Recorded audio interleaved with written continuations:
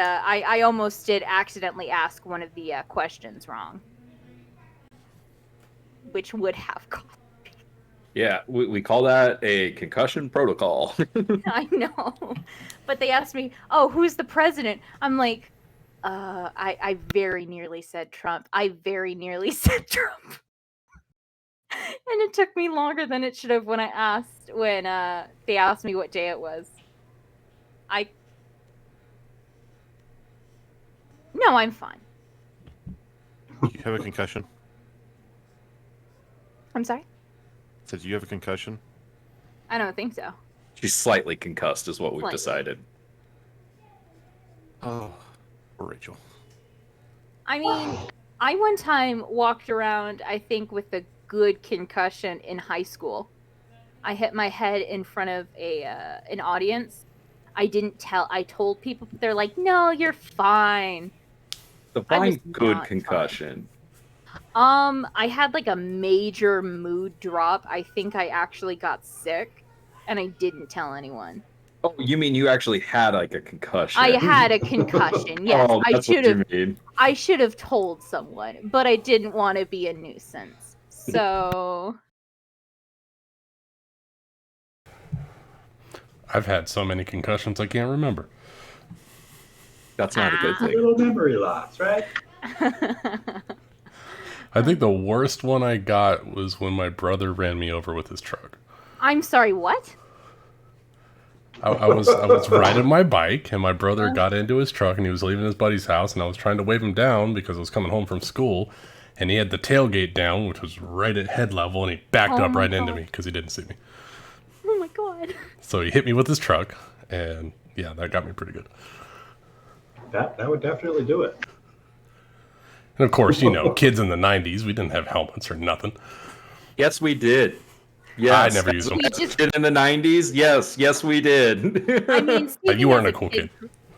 Speaking as a kid from the 2000s, I never wore a helmet. Same. I never wore a helmet. I should have.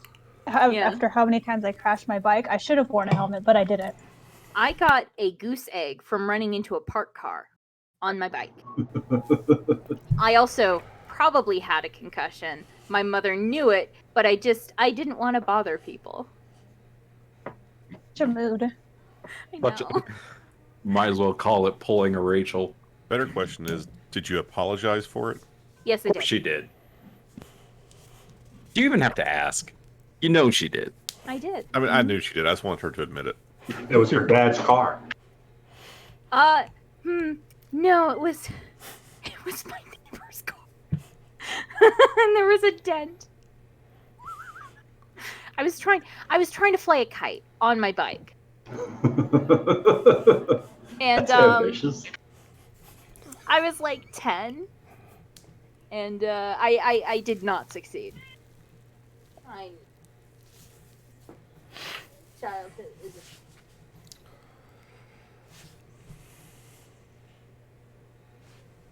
I mean, I also sprained my ankle and I didn't want to bother anyone, so I walked on it all day. Are you just going through all your childhood injuries now? Yeah. I'm sorry. We don't apologize here. I get one free apology. Can I just get one free apology? I just want one free. I just want, can I have 3? I'm sorry. I can't Give you an allow inch. that. Take a mile. Can I have 3?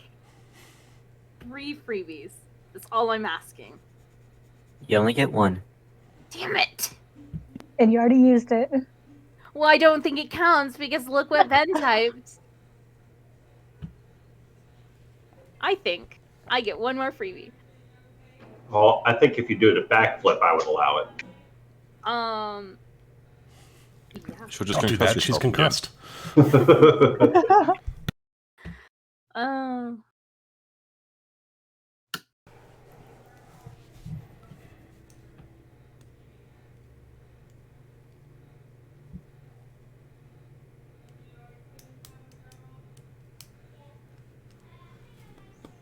Cardinals won today. Woo! Who'd they How play? would we play against? The Titans. How are the Vegas Raiders doing? Boo. I don't know how the Raiders are doing today. I Let's hope look. they're losing. I do not like them. Because they're the Raiders or because they're from Vegas? No, because of the stupid stadium. What don't you like about the stadium? I don't like how much money they spent building it. And I don't... Yeah. Where's the parking? Where do you park? The Raiders play tomorrow. Against who? The Ravens. They're It's going Las to. Vegas. You just use all the public transit.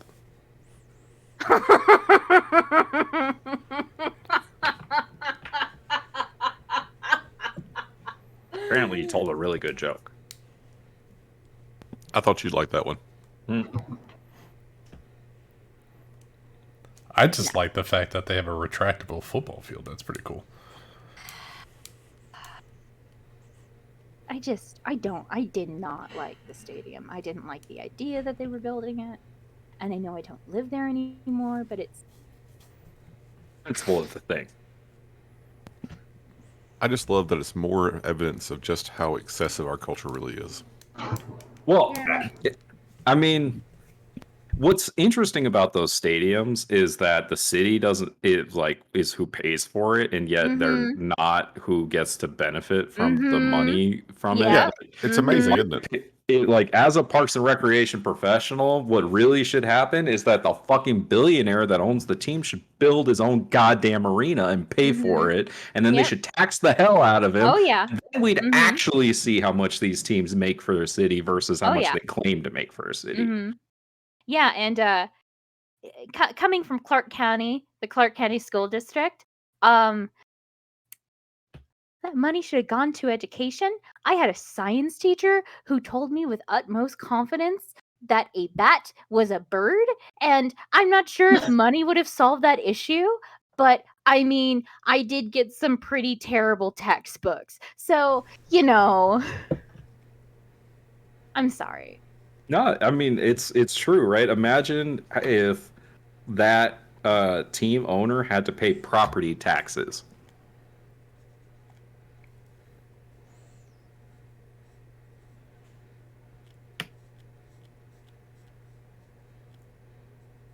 Anyway. Nick, that wouldn't be fair to him. What? Why?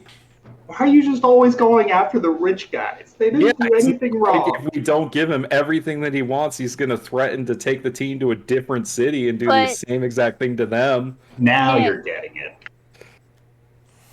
it. They've suffered for so long, dude. They have. Oakland? Oof. I do not wish the best. So, man, here. I am. I made it.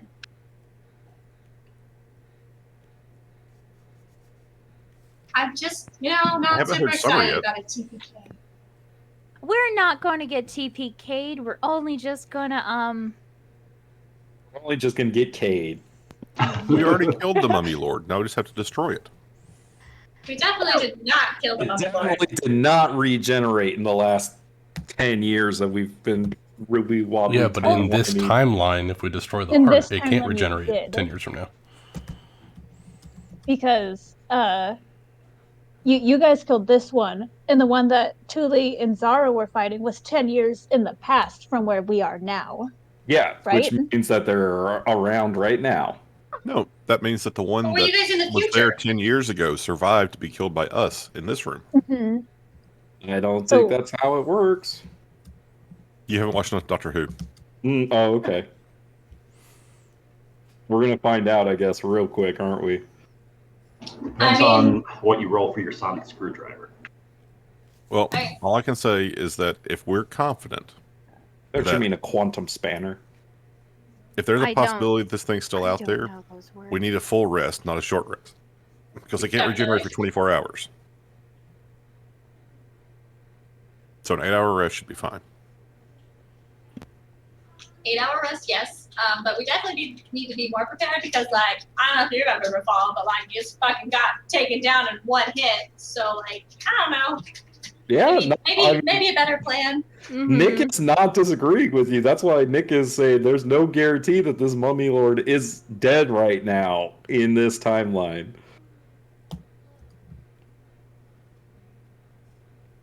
So should we risk a long rest then?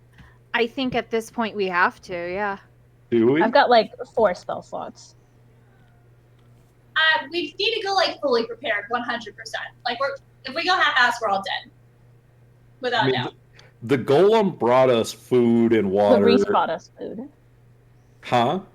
Sister Larice dropped off a platter. Right. So like, let's not forget, we need to listen to the lady who lives with the DM and has been reading his notebooks. But like, yeah, so if Larice brought us food and stuff like that, then they know that we're here. They know that we're resting. Like, I don't. If they've known that we've been here for an hour, I don't think that I don't think that they're going to make any aggressive moves towards that. Let's be real. These people have been able to watch us every step of the way for as long as they felt like. They know everything about us already. So they already know our strengths, our weaknesses. Like, we need to go in as prepared as we can be because they already know everything about us. Like, staying here and resting is only going to help our chances. Like, yeah, like, if they wanted to make a move on us, we wouldn't be dead. Like, they're like, no, you guys try. We're giving you this opportunity. Here's some food. Rest up. You'll need it because you're about to get bumped. At least they're giving us dinner before they do so. There we go. And again, Ryan, is it okay if I read something from the Mummy Lord thing since I nailed all my checks on it? A destroyed Mummy Lord gains a new body in 24 hours if its heart is intact, regaining all its hit points and becoming active again. Okay. So yeah, we're fine then. No, there's no guarantee that we were fighting the Mummy Lord itself and not an illusion. And that's fine. So either it's already out there, in which case it can come kill us whenever it wants, or we've actually managed to at least destroy it temporarily, and we got 24 hours. Either way, trying to take an 8-hour rest is not going to hurt us. It can literally only help us. If it interrupts us, it'll interrupt us anyway. If it doesn't interrupt us, hey, guess what? We have a chance. And if we don't, get a long rest, there's just like a really slim sliver one of us might make it out. As a mummy. I mean, Rafal's here to support the 3 of you guys, so it's up to you. I vote long rest, and Nari's blocking the doors, so you guys will have to get past her. I mean, Nari's standing out on that floor right now. Nari is eating the food that Sister Louise brought, because fuck you guys. No. So Nari's digging into this platter of pastries, muffins, breads, all varieties of delicious-looking desserts and baked goods. It looks really appetizing. Served by her enemies. May as well. Live it up, guys. I mean, if it's going to kill anyone, may as well test it for you guys. I'm like your poison tester now. But aren't you immune to poison? Well, yeah, I mean, it won't hurt me then. So it'll be like... I'm going to know if it's How would poison. we know? I'll survive. I'll tell the story. You're not going to know it was poisoned. It's not going to affect you. Kevin will take a bite. Why? Hold on. Kevin's going to take a bite. Does Nick need to explain the historical significance of being given food by your enemies? Well, does anybody have Do we have rations? Like, I mean...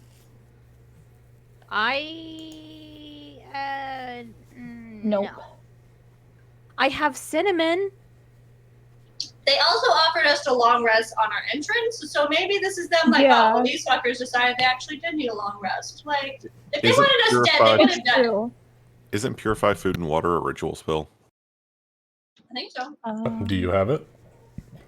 Cleric should. Wasn't the I have to have it prepared in order to ritual cast it. I have 3 dog treats. I don't think was Rafal in the room when the Oracle was talking about solving problems with violence. I don't think I was in that room, was he? No, I think that was with Thule and Aggramar.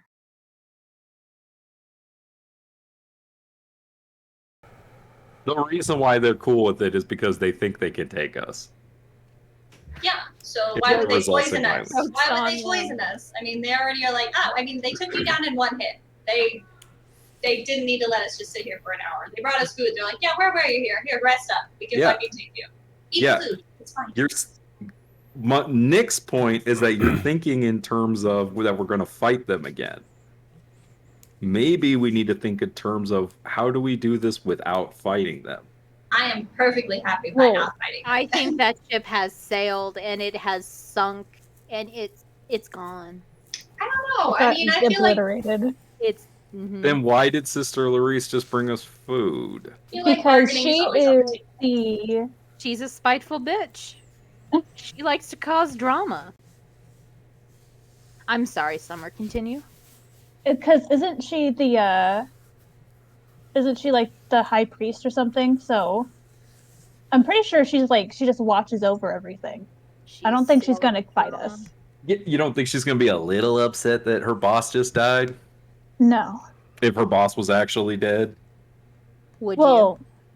No. I'm sorry. While you guys are having this conversation, I'm going to use one of my mythic dice so I can cast a spell off of my spell list that I don't have prepared, and cast Purify Food and Drink over the stuff. Oh my god. Are you leaving the floaty chamber? Yep, sure, because people are complaining about not being able to eat, so... No, let me it's go fix the fine. food. No, I just sit there chilling now. Because it's like 60 feet away from where you last described yourself being. I have no idea where I'm at. Hold on. Did we do a recap? Hold on. Stop.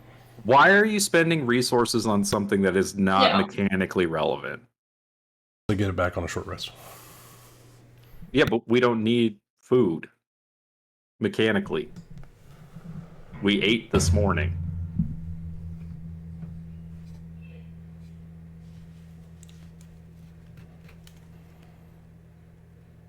Is this what Rafal says? Sure. Gnomes have a very high metabolism. I need to eat like every 3 hours. You know, breakfast, second breakfast, 11sies. Oh, dang. Whatever. I knew Callum was just a hobbit. Nari's eating it just fine. You guys are being sissies. I'm just saying. If they wanted us dead, we'd be dead. They're not going to poison the food. Okay, from a meta perspective, guys, like I want you to think about this from a story perspective. Why are they bringing food to you? Because they don't see us as a threat. Like, here's the thing: if Larice was gonna fuck us over, she would have done it as soon as we got there.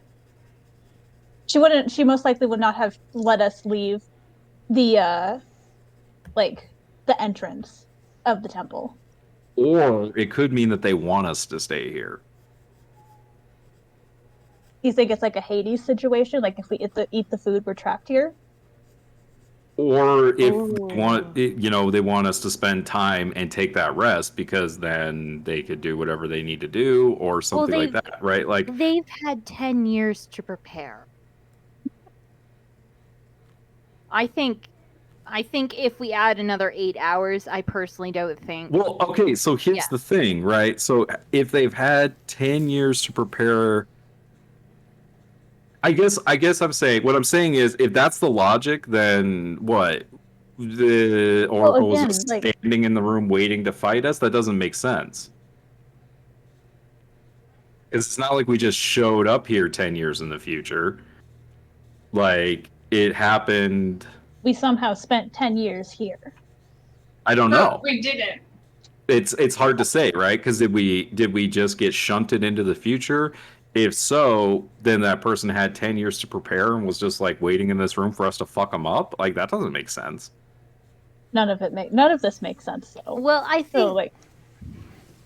Well, what if they want us to think about that? Like, I'm being serious right now. What if they really want us to not take this long rest, head into the mummy's chamber, and destroy it while we've been through like the ringer? I think, honest to God, I think it would be more beneficial if we were to take a long rest, because I mean, all of the spellcasters, they've used all of their spell slots. I think we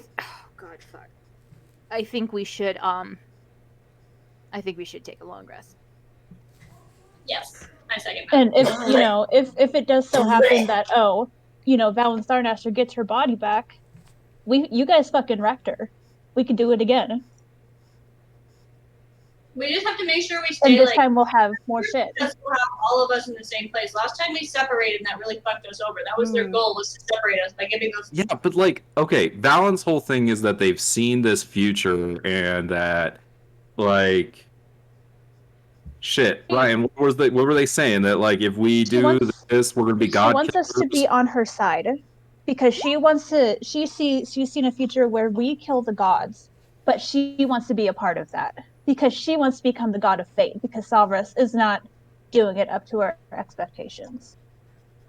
Right, but then the whole canoptic being thing was that, or the whole reason Sister Larice was following the Oracle was because the Oracle saw a future that they wanted to make come to pass, right? And so it's like, if the Oracle is so sure of seeing everything, then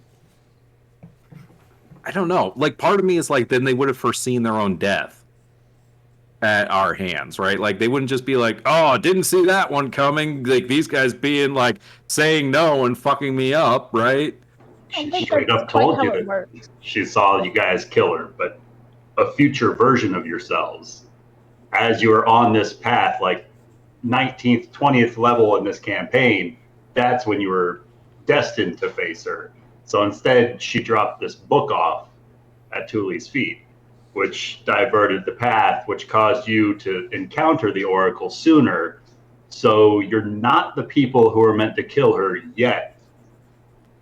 You're not the unstoppable god killers that you will become. And you're facing her now instead. And yet,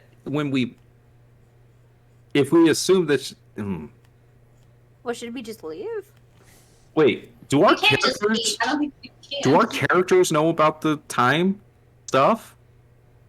Thule and Zara were in the room when that talk was made. And Aggramar literally broke quantum mechanics to pull them from the other time zone. But You're welcome. Do we know about it being a different time? You know what I mean? I think Thule mentioned it. Maybe. I don't think we have a mechanical way of knowing the time change.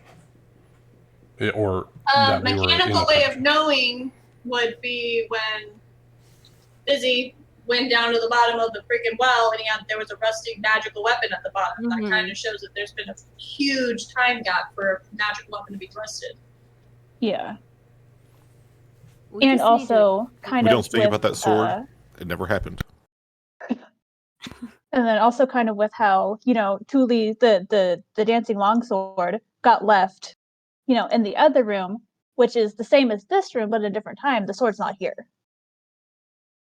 So I guess that would mechanically be able to explain, oh yeah, this is different time-wise. It's the same, but it's definitely different. I mean, we probably couldn't be like, oh yeah, it's been exactly 10 years, like we know, but I feel like we could say, yeah, there's some strange shit. Which is why Nari has kept you all in the same room, because last time we separated, fucked all of us over. I think the key is to do this together. Time travel, man. But I think we should stay for a long rest. I understand the dangers. I understand where you're coming from, Nick, but I think it's more beneficial to do a long rest. I also vote for a long rest. I will sign a waiver, damn it. Yeah. So you guys remain inside of this large chamber, weightlessly drifting, surrounded by these thousands of motes of light filling this cube-shaped room, all adrift like stars in a night sky, swirling.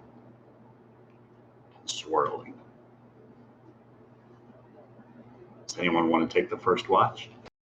No, I will take the first watch. And she'll climb back up the rope and get in like the doorway and sit in the same spot she was sitting for the last hour.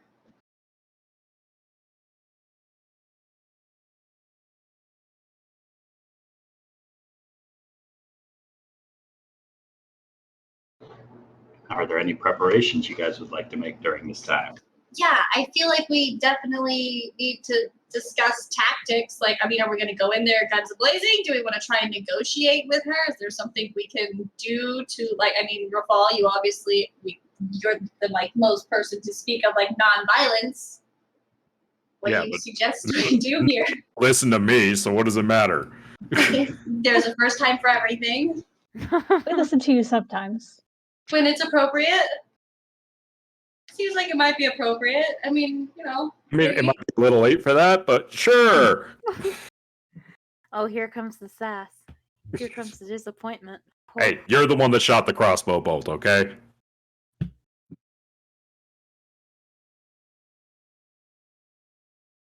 Did the mummy lord person do poison damage or anything like that?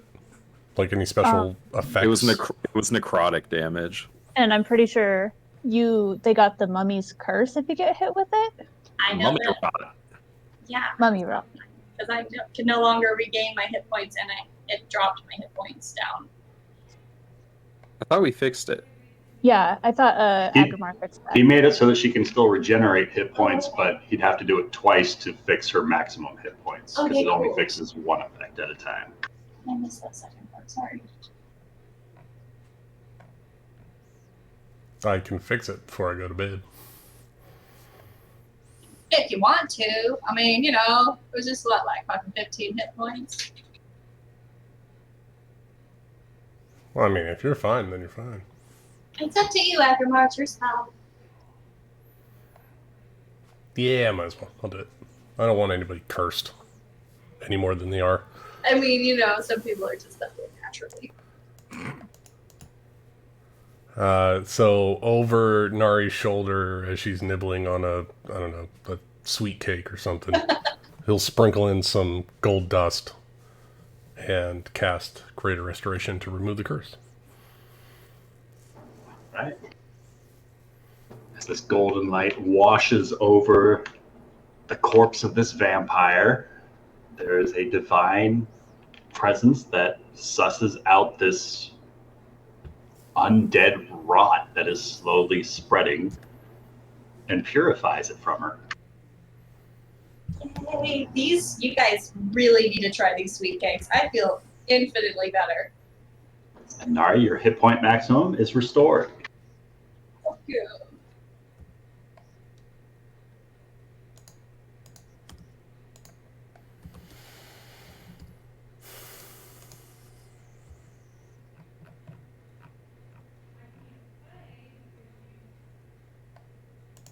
Okay, so tactics, guys. I mean, are we just, you know, we're just gonna stay here in silence for 8 hours and still not know what we're gonna do?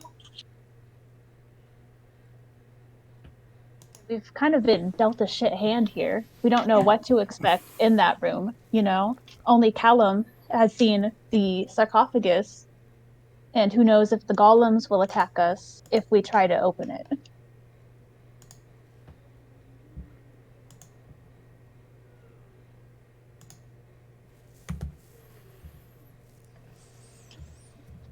I mean, like you said, if they want to be like on our side, like I know, like they're like, oh, well, you killed us like as a future self, you were god killers, but now they're like, oh, well, let's be a part of us. Like, what could we negotiate even with them? I mean, if there's someone we even want to consider negotiating with. I mean, I kind of already told Valen that we're not going to take her deal, so I don't think negotiation's on the table. Fair. That's fair.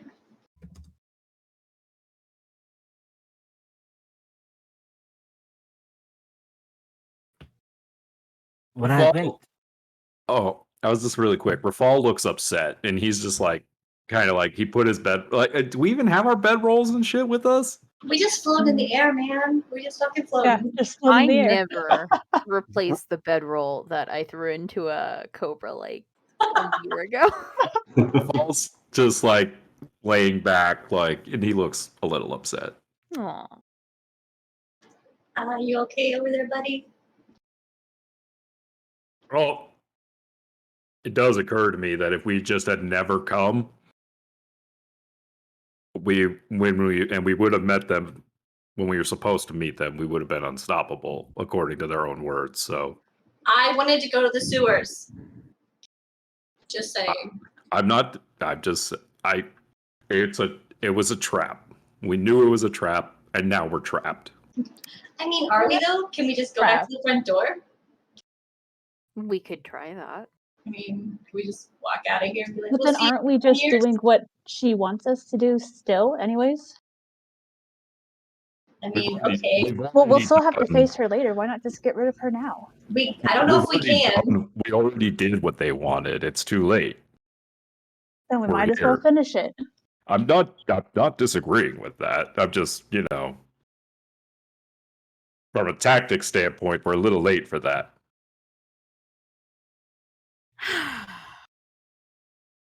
I think right now our only option is to fight our way out. As Thule pointed out, we've already kind of burned any bridges of negotiation. Okay, but do you think we're actually going to be able to, fight her and survive? Because, Rafal, I don't know if you remember, but, 2 hours ago, you just fucking fell out of the sky onto your fucking head in, one hit. Because this is a trap and we shouldn't have come, but we're here, so now we have to deal with it. We can just try the front door. We can just turn around and walk away. They seem accommodating, and she holds up the sweet cake. Maybe we'll be like, we'll meet you in 10 years when we're God killers. Have a nice day. I think it's a little late for that. Yeah, but we could definitely try after we rest. But if they fortified the entrance, then we'll just be getting more fight then. This is true. Did we want to try and explore the areas we didn't explore yet, just to see if there's, I don't know, maybe something we're missing, to make sure we've crossed all our T's and dotted all of our I's, and make sure, I don't know. Fall folds his arms and say, and what? Just leave Thule's friend to their fate? I'm not saying leave. I'm just saying explore the rest of the building before we go to the main guy and probably get murdered and never know what the rest of this place holds. I mean, we could also explore after we kill her. We can do this. We killed a cult. We destroyed a cult. Come on. Yeah, but this is their turf and their time wobbly bullshit place. That's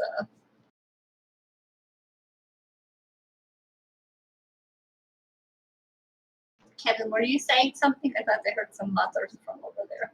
No.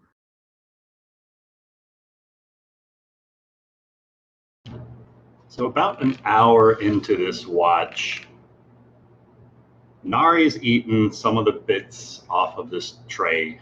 Has anyone else consumed any food? I don't like the way you phrase that. No. Paul's not eating it. He doesn't trust these people at all. They said the watch book. They have the food here. Nah. As you're gathered around strategizing about how best to confront Val and Sarnaster, the tray that Nari brought up with her to this floating chamber, all of the foodstuffs on the top of it just starts to dissolve into sand, and just running through a sifter, just falls off the sides of this tray and just continues to spill away. Nari. He cursed again. Oh my fucking God. You feel yourself becoming cured of all diseases and poison, becoming immune to poison and being frightened, and you'll make all wisdom saving throws with advantage. It was a hero's piece? Your hit point maximum, I need you to roll me 2d10, and you'll gain that many hit points to your hit point maximum for the next 24 hours. Fuck you guys, those sweet cakes were rad, okay? That's hilarious. I love it. Oh my God. 2d10. 11. There you go, okay? I was like, fuck, I'm cursed again, but that was awesome. I'm not. Wait. Why? Because we're cool and we deserve nice things. I think That makes no sense. I think maybe Larice isn't actually on the team we think she's on. What makes you say that? I mean, when I knew her, she was very devout to Savras. Hell, she would get upset with me because I wasn't as devout as most of the other children. She's also I find it odd how she would so easily give up her faith for somebody who obviously wants to destroy it. What were you saying, Cal? She's also retained her humanity and has not been turned into a golem. So she is not tied to the servants of the Mummy Lord.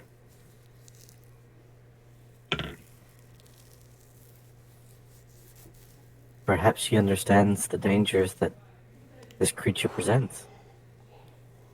What if she is? I don't think she's the Mummy Lord.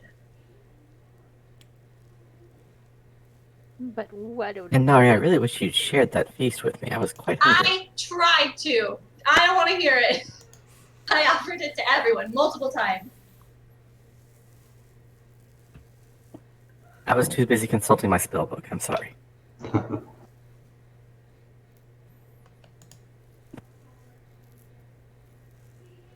This doesn't make any sense.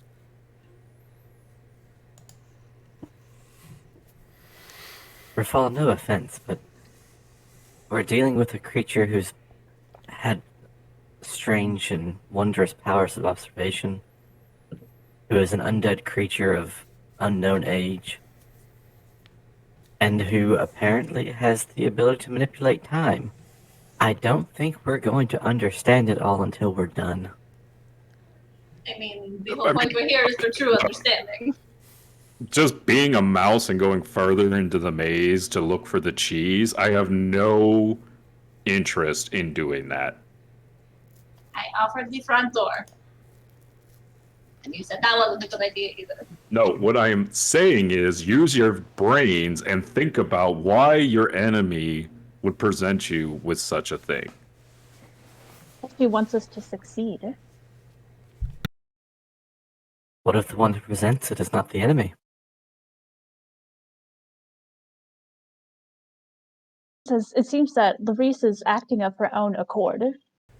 She's not, she's not exactly mindless. No, but she is here serving this entity. And she's the one that brought you the book and everything, so...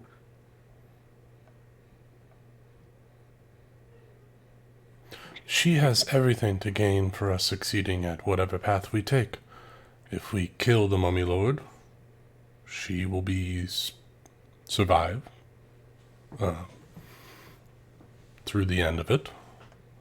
It was apparently there was the vision of the future, us killing the Mummy Lord eventually, and if that was to happen sooner, she will be free of its control. So she's trying to use us now to speed up time, as it were. Okay, so that would be if she had good intentions. Now let's think about a scenario where she doesn't. Why do this?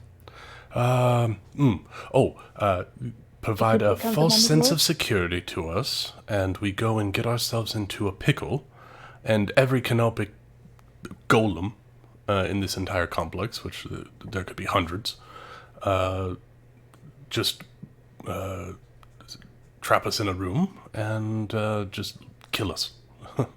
I mean, potentially to make our bodies sustainable, so if we die, they're able to harvest our organs and make us pieces of the Mummy Lord as well. So that she could become it herself. I mean, there are lots of people here, but we would have to willingly give them body parts, and I don't think any of us are really up for that today. I quite like my organs inside of me. They look good there.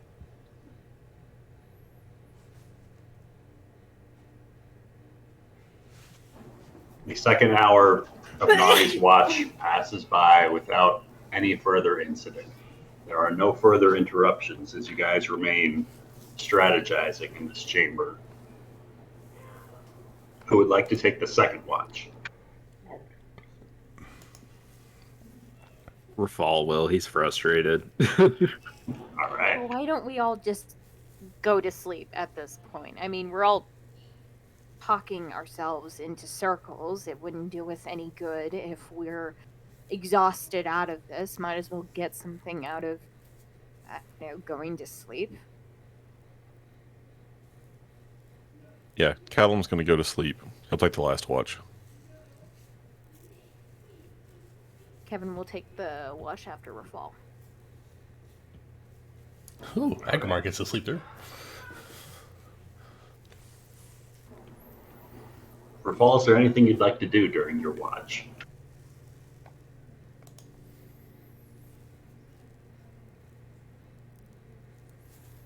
No, I mean, he's responsible. He's going to make sure everyone's safe and stay where he is. You mean you're gonna watch? I'll watch? That's unheard of in our campaign. It's unheard of for Nick, right? Nick never just takes watch just to take watch. I still remember the first time I did that. Everyone was like, wait, you do what? You mean you look out for the party on your turn? Why would you do that? Keeping these doors 20 feet up on the wall opened or closed?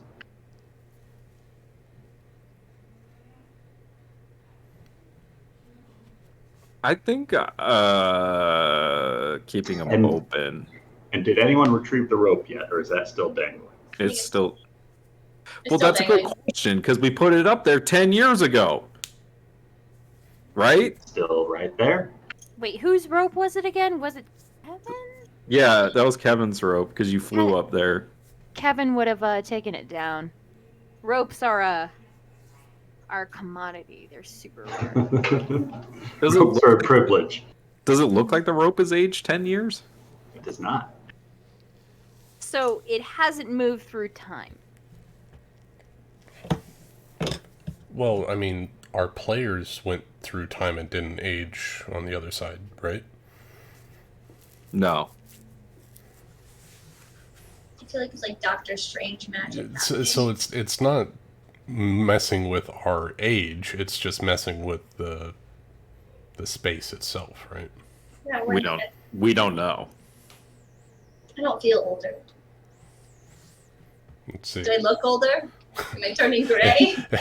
Is Aggramar dying at this point? Because he's probably close to the end of his we're life. all dying, really, if you think about it. Except for Nari, who's undead. I'll be here a while, guys. If you guys turn into skeletons, I'll know that time is passing. Rafal, could I get a perception check from you? Sure. 25.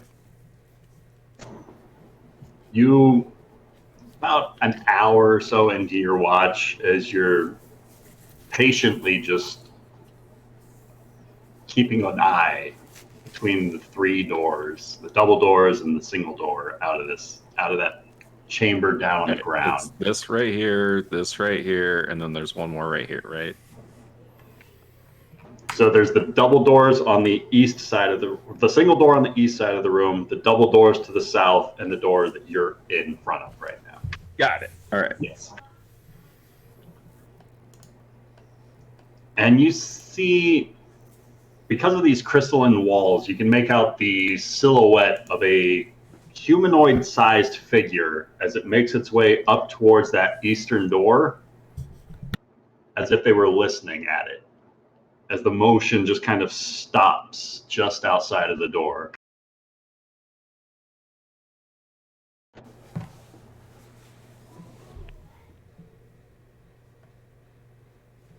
Well, Rafal's not very quiet.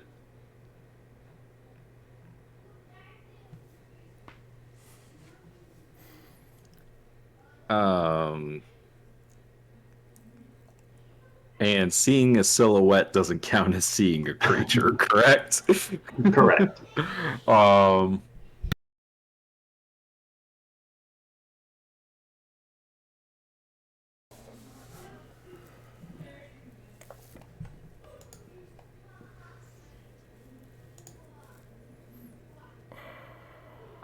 Rafal's is going to wait quietly and see how long the figure waits there. All right.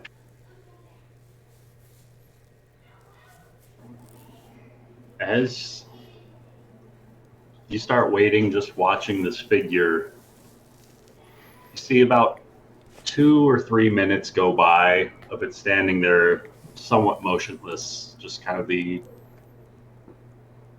unintentional swaying of a stopped body.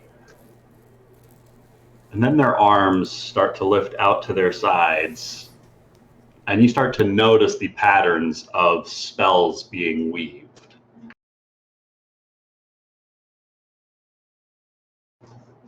They're casting some sort of a spell. Yeah.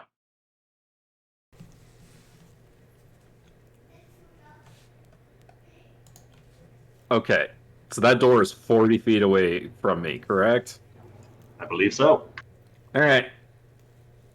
Rafal is going to long jump as far as he can that way, because I've got 40 feet of movement total. So can Rafal just make it to the door with just his movement, taking a little fall damage? Sounds like an athletics check to me. All right.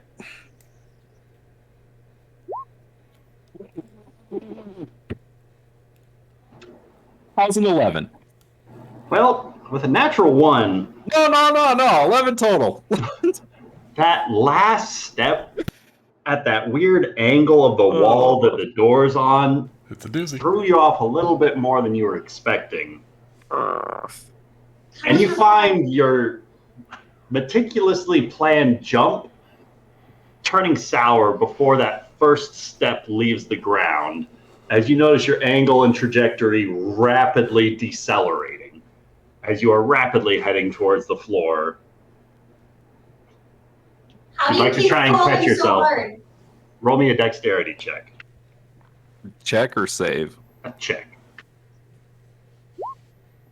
12.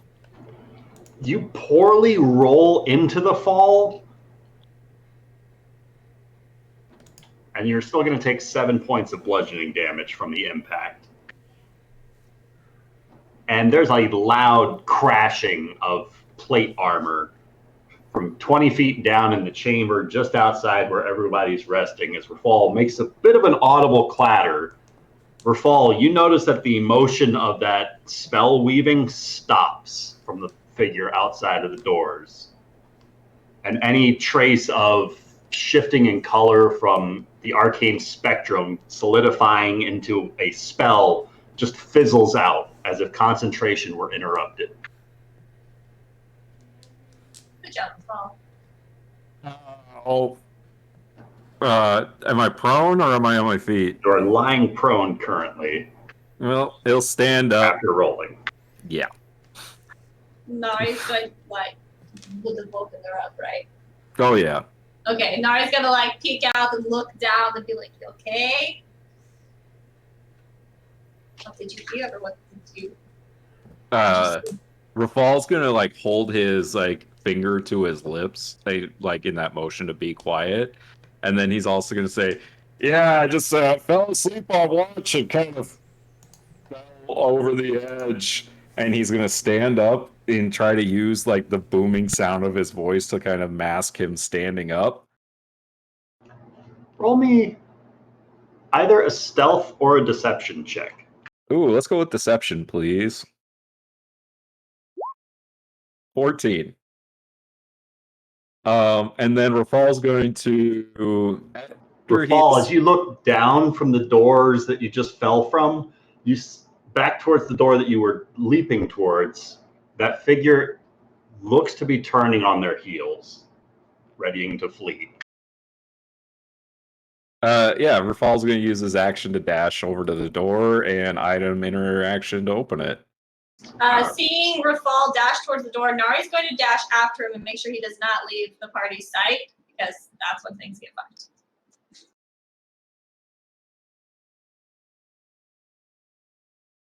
So she has party and Rafal in vision at all times.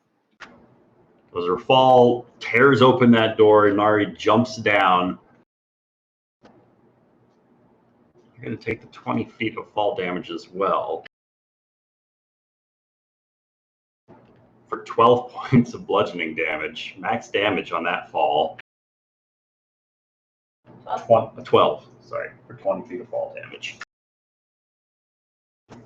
And as Rafal opens that door,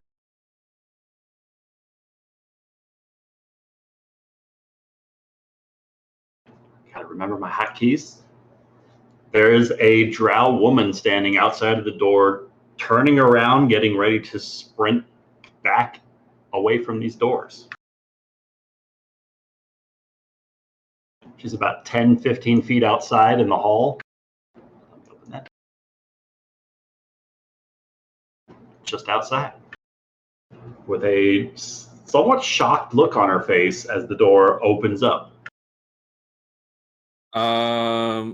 All right, let me do some math here, just on movement really quick. That was 5 feet to there, would have been 20 feet to stand up. So 20, so that's 30, 35, 40, 45, 50, 55, 60. So I still have 20 feet of movement. Is that math good? Sure. Cool. Yeah, Rafal's going to take a step around her to here. And he's going to say, you in a hurry to go somewhere? Because, like, that's the first, like, kind of, like, any kind of emotion he's seen on her face, right? I think so. You guys haven't really talked to her much, though. Now's my chance, I guess. With a bit of a shocked expression on her face as you swoop around her and partially block off her escape, her stride stops short as she kind of coils back in a bit of a more defensive stance, kind of fortifying herself against the wall behind her. No weapons drawn, but you can see that she's got some sort of a barbed whip on her waist and a shield across her back, with a couple of potions at her belt. And her eyes meet with yours, and she says, apologies, are you all rested up? I can take you to the Oracle if you're ready.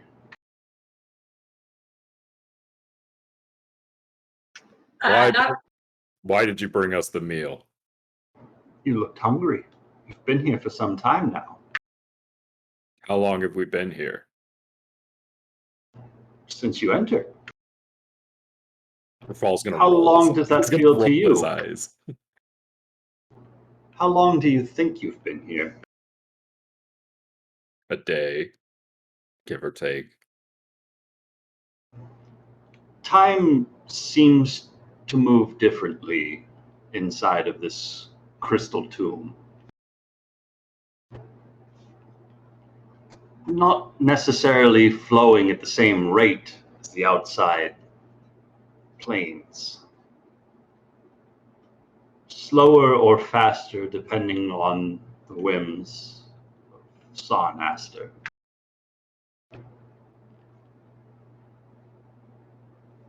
I'm sorry if I've kept you waiting, but if you're all ready to proceed, I can lead you to Valen. So Valen lives. The Oracle is ever present, ever ready. Then who did we fight? Valen Sarnaster. Why? You should ask your compatriot that, as I understand she took the first shot. I'm aware. So tell me, if you're unsure why she entered combat, Why were you so quick to take up her side? Would you not stand by the people that you love?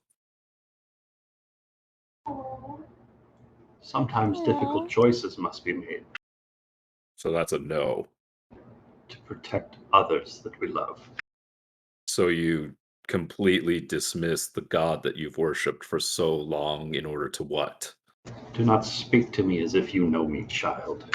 Oh, I think I understand somebody who follows somebody who wants to destroy their God. I mean, help me understand. You humans are more than wrought to understand that which you have no concept towards. And yet you need my help. Why?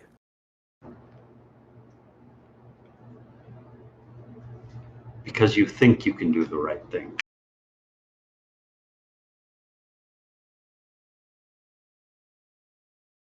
And you don't think you can? You don't possess the ability to do the right thing? I'm not shocked at somebody who would see their God dead. When one can find their own limitations, alternate paths to achieving one's destiny can soon be navigated. So Savarus doesn't present you with enough power, so you take it from Valen Sarnaster? You miscomprehend what I have to say. Help my human brain understand. Because as I your see enemy, it, you're a traitor to your God. Judge. Why trap Thule here? Why do that? Because I know that at the end of the day, she'll do the right thing. She'll do what she has to protect those that she loves. And yet even you in say moments that, where others could not. And yet you don't agree with the decision to protect the ones that you love. Hard decisions must be made. No. And sometimes we're too vain to recognize the choices we've made being the wrong ones.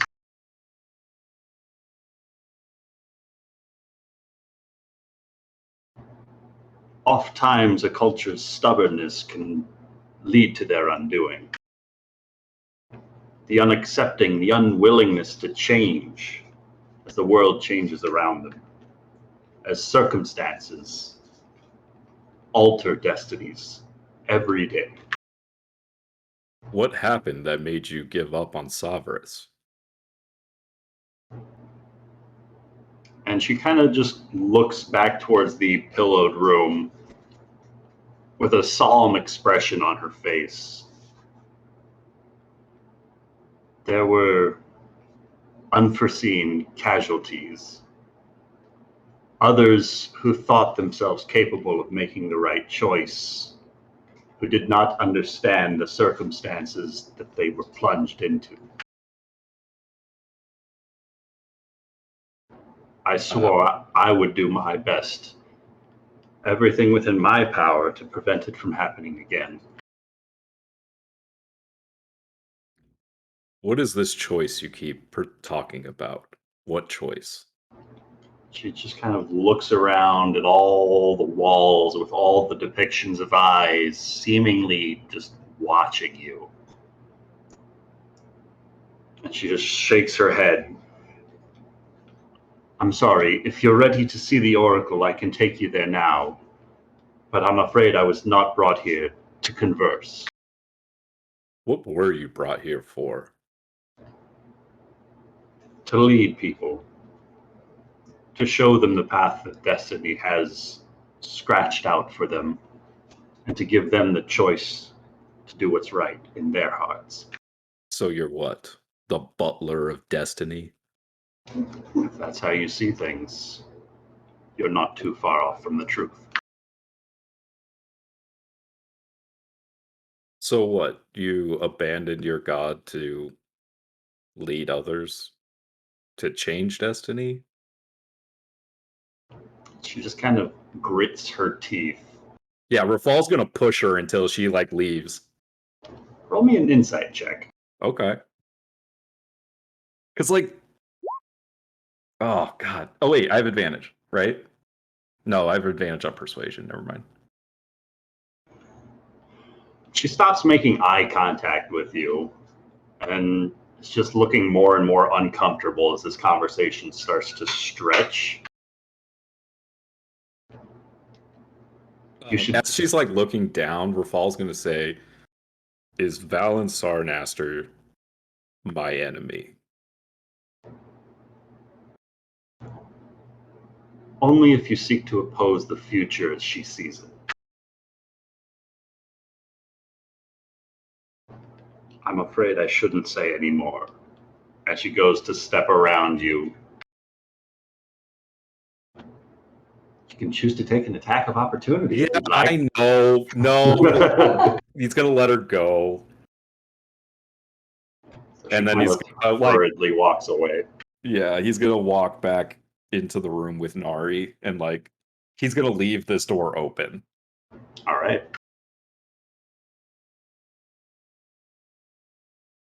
He's gonna like look back, and he's gonna shake his head, and he's gonna say, "Something's not right." I mean, I could have told you that a long time ago. I mean, with her. I mean, the cakes were good though. What? Sorry, what do you mean? Like, what did she say? You guys were kind of like whispering. I couldn't really hear you, and I didn't want to leave the other doorway because last time that just didn't happen too well. Rafal's gonna like look up at all the eyes, and he's gonna shake his head. She was afraid to say something. Well, I mean, we're constantly being watched, so yeah. I mean, your boss watching you 24/7, hearing everything you have to say. You're not really allowed to make any formal complaints, you know? Well, I mean, that doesn't exactly sound like somebody I would want to serve, but I get what you're saying. I mean, sometimes you kind of fall into something and you're stuck with it. I mean, she kind of ushers to her body, like, sometimes you make decisions and maybe they're not the best, but that's the path you have to walk for a little bit. Maybe Tuli was onto something, you know?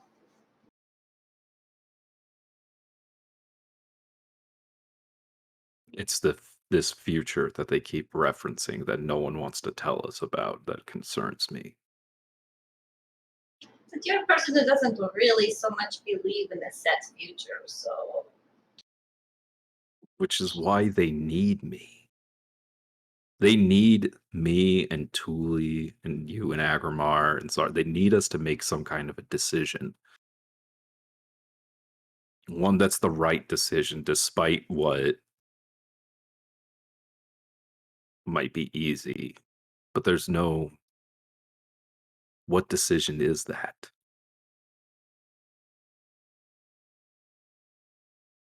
I feel like in order... I just read Ben's message.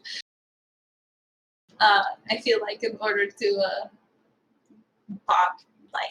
potentially get an answer to that, we might have to speak to the also famous Sarnaster himself. What was his? Oh God, his name. Where's that sticky? Sarnaster. Okay, I was right. Okay, fuck, where'd it go? Sarnaster. Yeah, we're gonna maybe speak to him because like last time, we opened the doors and it was just like balls deep in the fighting. Like maybe if there's like such a deep rooted decision to be made, maybe we could talk through it. I mean, like you said, they need us for something or we wouldn't be here. They brought us here early. I mean, none of us really have any idea why they want us here, so maybe... But they want us dead. They need us to do something. You said, maybe we shouldn't be so violent, so maybe this is the turning point, yeah? Paul's gonna shake his head. I hope so. I don't know. Trying to get Kevin to be less violent is a tall task. We might have to take away her long-range weapons. At least then we have a chance to catch her before she stabs something. Have you tried catching her before? It's nearly impossible. She's very stealthy, but I'm very fast. And squirmy. Like, literally, have you ever tried holding on to her? Can't be done. I'm also right here. So. Yes, Go back to sleep. Parents are talking. I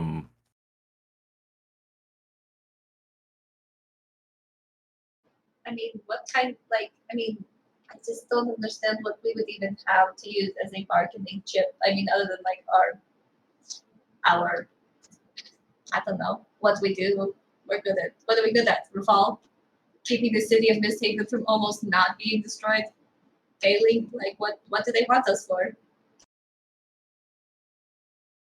They want us because they're going to tell us something, and they want us to do the right thing, whatever that is.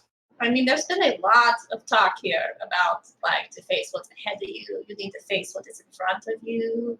Like, there's so many mind-fucking things that have been stated here to really make us question what it is they want us to do. Oh, gosh, I wish I had watched the fight. Valen at one point said something about Rafal being king. I don't remember what it was. Preoccupied chasing your own ambitions to ever sit on the throne. And then, Crownfall was like, I hope you didn't believe that shit. Like, what was it that they said? I don't even remember. No matter the blade nor which the armor, you're too preoccupied chasing your own ambitions to ever sit upon any throne. On your last day, you'll come to understand you were the problem. You'll realize how your actions were directly responsible for the deaths of those you cared for, brainwashing them with your idealistic words of moral fantasy. Your name will wither away. The people who were never yours, whom you wasted your life for, will continue knowing no different. They'll live, die, and your city will continue without you. As befell those whose failures you accessorize with, they'll never hear the tale of King Edia the Forgotten. And then she crits you down to 0.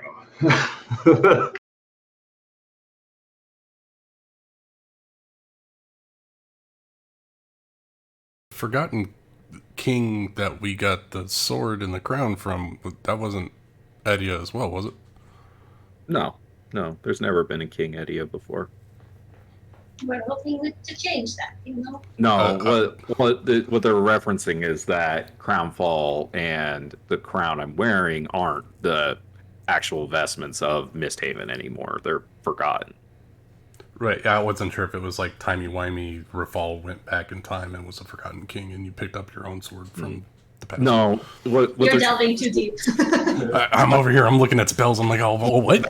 They're trying to say that, like, Rafal, like, doing the right thing and stuff like that, that moral path is wrong or whatever, and that because Rafal follows that path that he'll never be king, which might be. And you'll kill the closest ones to you. Maybe because by making all of us not murder people, we're gonna all die because we don't just go in. We don't murder the right person. Yeah. Well, I mean, Rafal doesn't believe any of that, right? Like, it's just you're being taunted by your enemy, right? Yeah, that's a really good taunt though. Like fucking sick burn. Like they crit you. It's assuming that Rafal cares about himself. You know what I mean? Which you do a little bit. You know, it's there.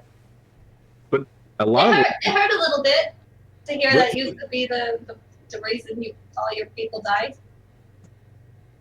It's gotta hurt a little, like a smidgen. Baby. But, like, you guys all make your own choices.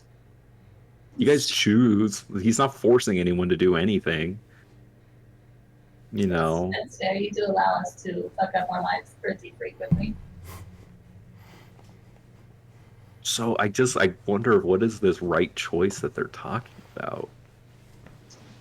And why didn't Thule's boyfriend make it? Thule's boyfriend decided, oh, this isn't what I want anymore. And it's like, I'm going to cut my organs out of myself, and I'm not going to be this.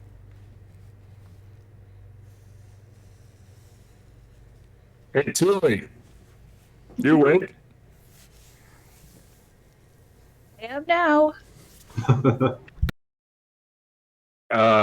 Don't suppose you could lower a rope down here so we could climb back up. Kevin has the rope. I'm not touching that with a 10-foot pole. Hey, Aggramar, you awake? Somebody with a rope. Wow. Okay. Right here. Great. Hey, could you lower the rope? I mean, I'm so happy I was your first choice. Yeah, sure. Well, I mean, I need to talk to Tuli about something else, but I just kind of want to get back up there, so I'm not yelling. Course, yeah.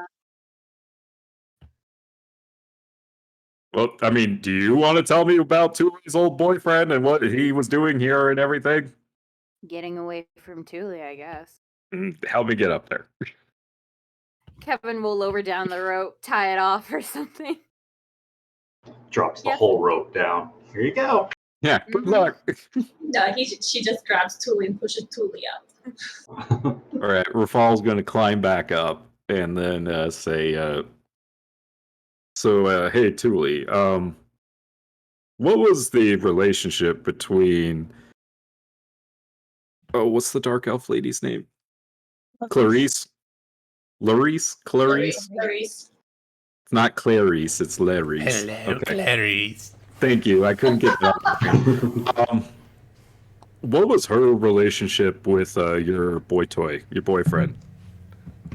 Not Which my one? boyfriend. Hasn't been for a long time.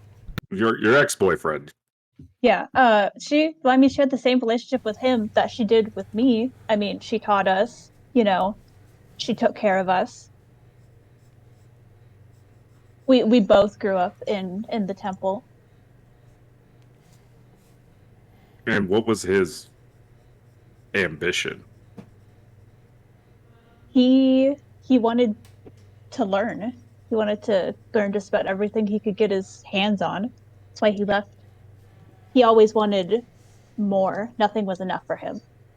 You mean he wanted true understanding? Most likely, yeah.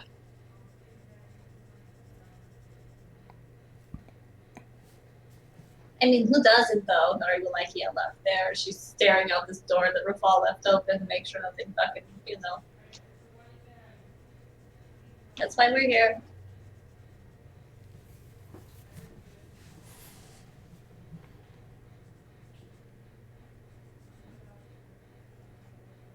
Larice just said she was standing outside the door listening. While we were sleeping? I think she was listening to see if we were talking. Because when she couldn't hear anything, she was about to cast a spell, which is when I distracted her with my noise. It was a very good distraction indeed. Valiant. 10 out of 10. So I went out in the hallway and confronted her. And she mentioned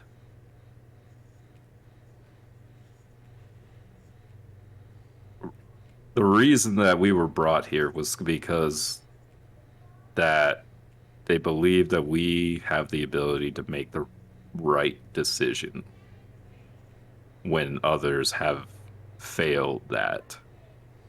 And she was suggesting that... What's your ex-boyfriend's name? I want to use his name. I forgot. His name is Vale. Vale. She was suggesting that Vale didn't make that right decision.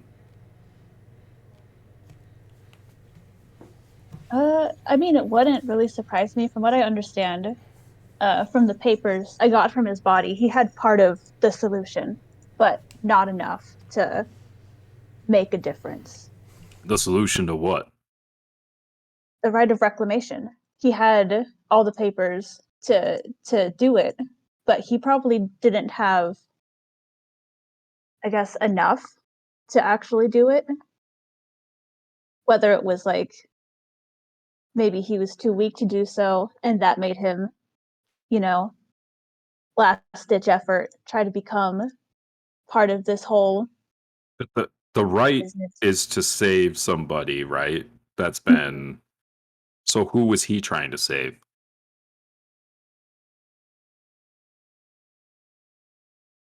Larice? Maybe?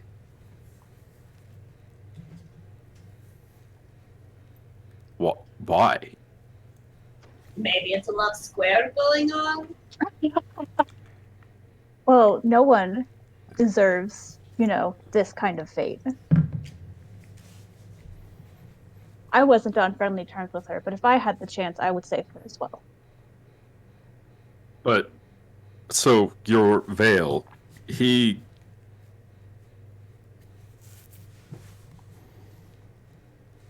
Do you think he didn't have the courage of his convictions that he would give in when promised knowledge and power?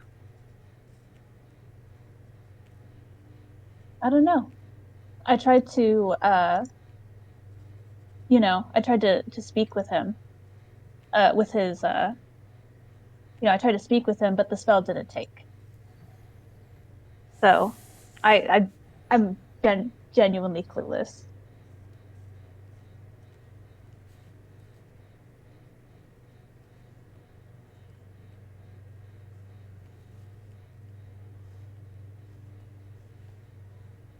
I think I may know why we are here.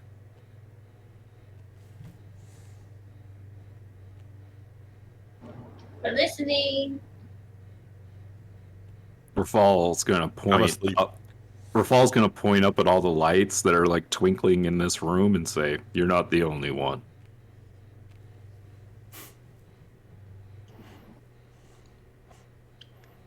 Yeah, you can take one other person into the portable hole and have a conversation.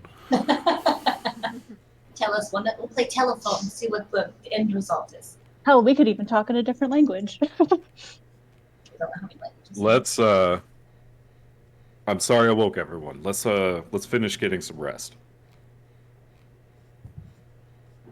So at the end of Rafal's watch, we come to Kevin to take her watch. Real quick before everyone falls back asleep, are we leaving these doors open to sleep? Are we, the doors to the south are currently closed. The door to the east is currently open. Yeah, I'm asking the party.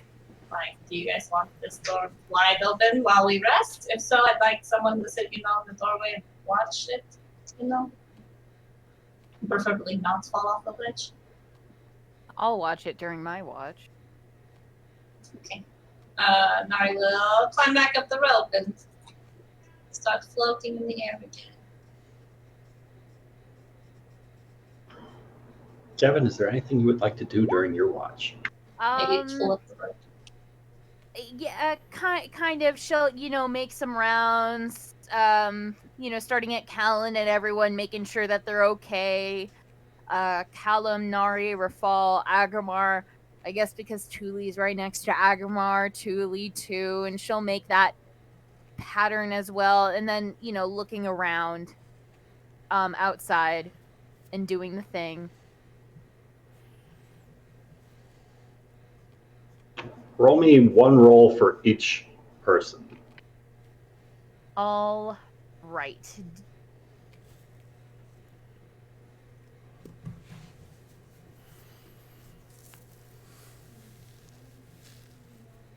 All right, slit their throats in their sleep, effortlessly. Now she'll have so much the Mummy Lord. It always has been. Without having need use her legs to keep silent, she's just quieter than a shark at hunting season. She's not making any sounds, drifting from person to person, just kind of giving them a once over, looking for any further or lasting injuries, as she just kind of... The camera can pick up that she's clearly deep in thought about something as she's drifting around the room to the different groups that are resting. in this floaty chamber with all these motes of light drifting all around her. Can I get you to roll me a perception check for me, Zara? Yes.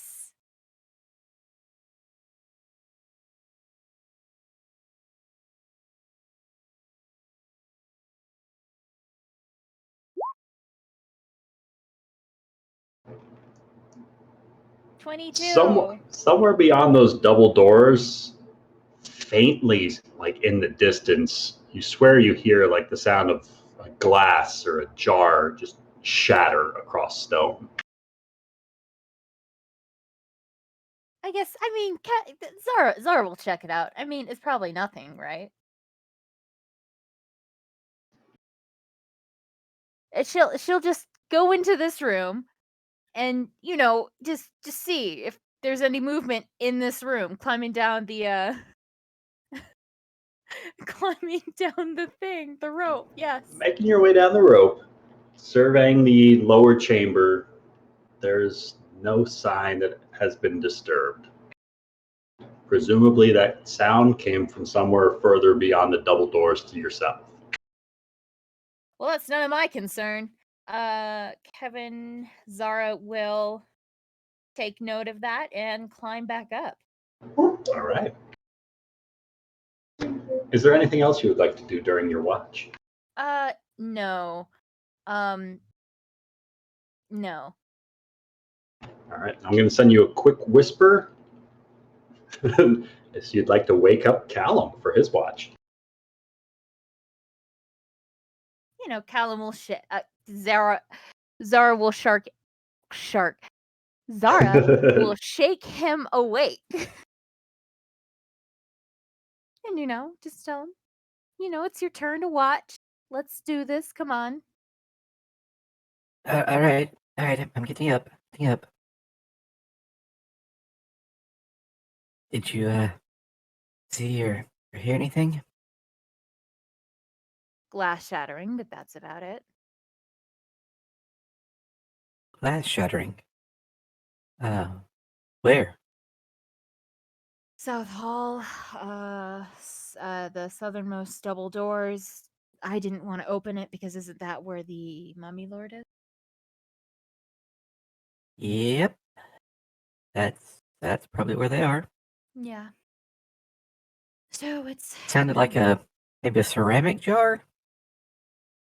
Did it sound? It was glass. Oh. Some sort of pottery. Yeah, some sort of pottery. Maybe like a canopic jar that might have held some part of a mummy lord.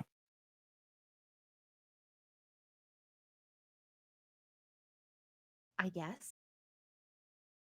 Alrighty. Probably a little too early to wake everybody up, isn't it?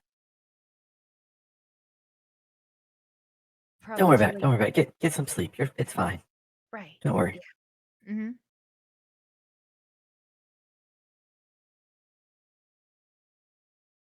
And Callum will start his watch.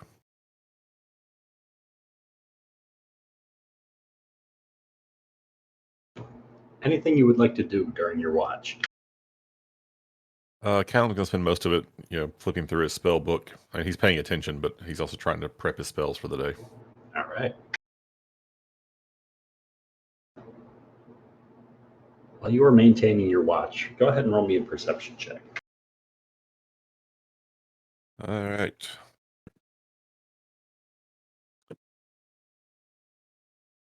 Okay, ever since I took a picture with Joe, my rolls have been crap.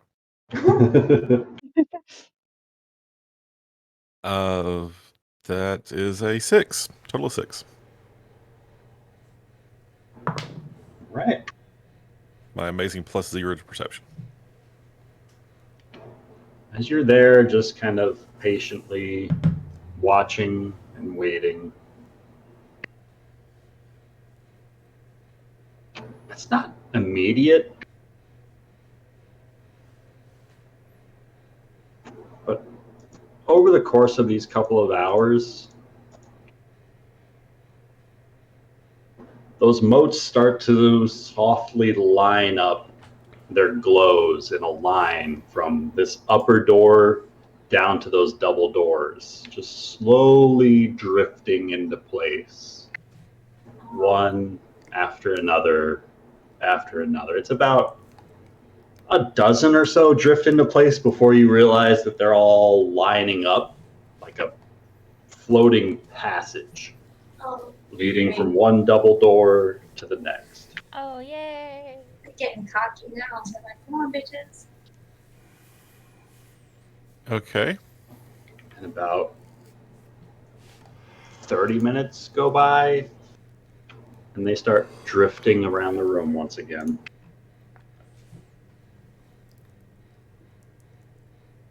Can I make an Arcana check to see if this has any, magical significance that I might be able to suss out? Roll me an Arcana check at disadvantage because of your perception roll. Okay. Okay, so that's going to be a 19 and 22, so 19 total.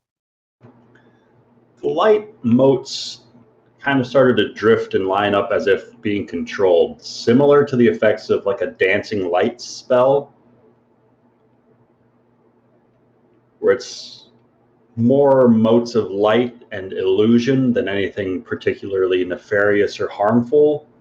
But it is upsetting because at the very least it tells you that there's a caster who has line of sight to where they are specifically lining up these motes of light, even though there's no other people in the room with you.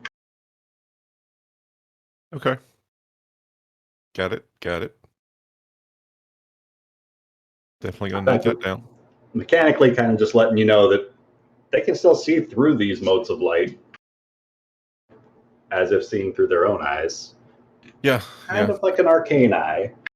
And that the caster, whoever casts these things, is still alive. Okay. Yep, just going to note that stuff down. And at the completion of Callum's watch, everybody levels up. Holy shit, really? Yeah. Oh my god. Yes. Oh Okay, no. But do I get a long rest? Everybody completes a long rest. Okay. That's the important part. Oh, I was not ready for that. I was so unprepared. D8 for cleric. All right, Lucas, coming up.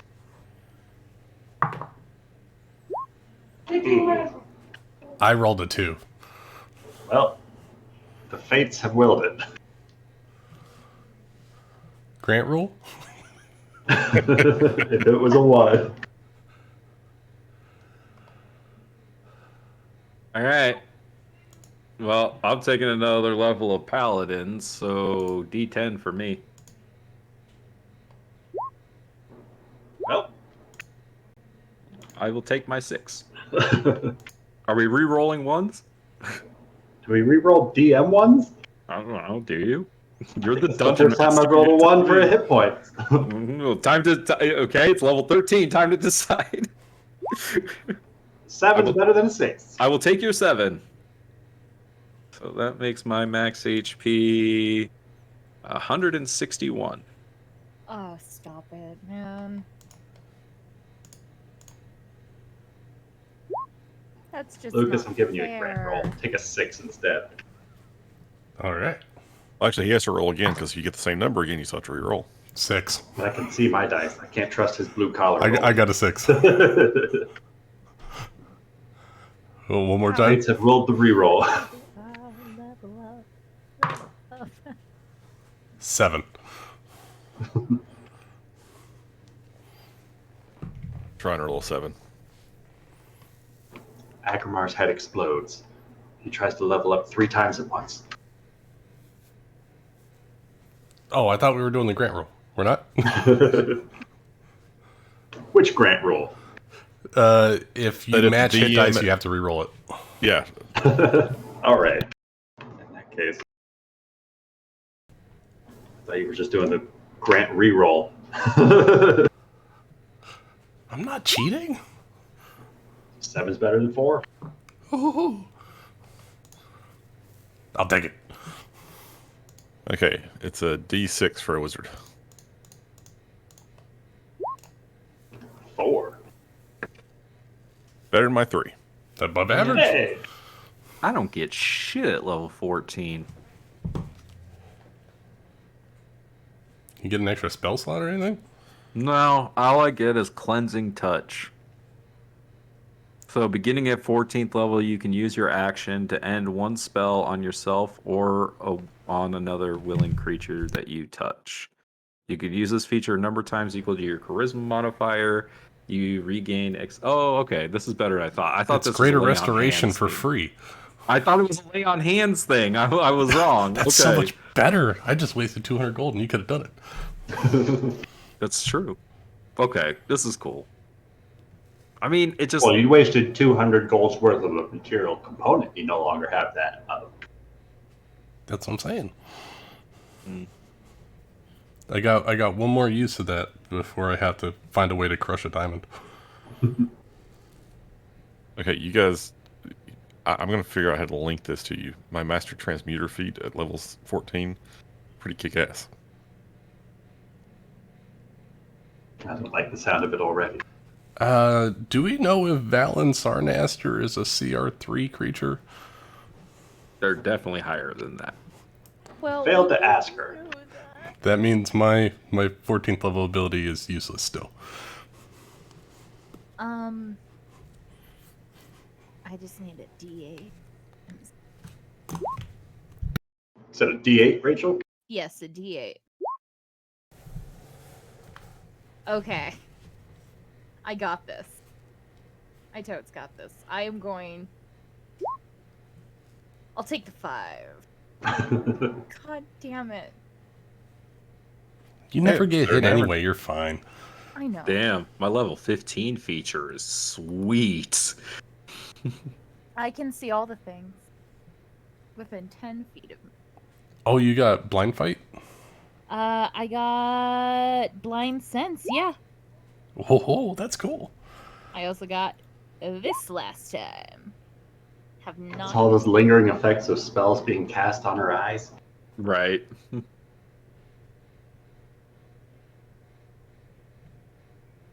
Well, I'm ready. Wait, I need D8. That was an easy level up. 7. I got 2, so it's not better. 4. 4, so much better. I needed that. 15, I just get a spell slot. 98. Yeah. I need a D10, taking a 3rd level in Paladin. What? What? What oath are you going to swear?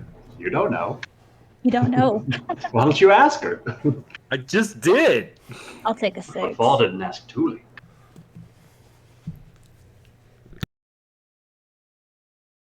The Oath of Rafal. He's Is always... she going to be Oath of Glory? Are we going to be glory buddies? Or the Oath of Aggramar. Joe sounds boring.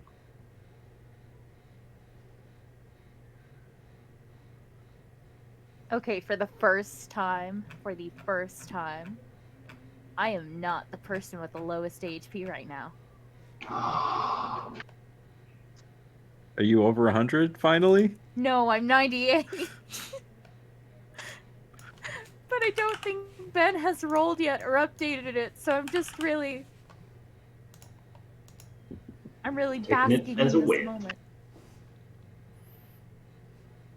Now, I do have 90 points of lay on hands now, which is kind of dope. Hell yeah. Or 1 Callum. Yeah. Oh my god, wait! Yes! I no longer have the lowest HP! By 1. Oh my god! Yes! It only took you 14 levels, but you finally beat the wizard. I did. My God. If Callum had eaten a pastry, you still would have had the lowest hit points. Had my damage wrong on D&D Beyond by 2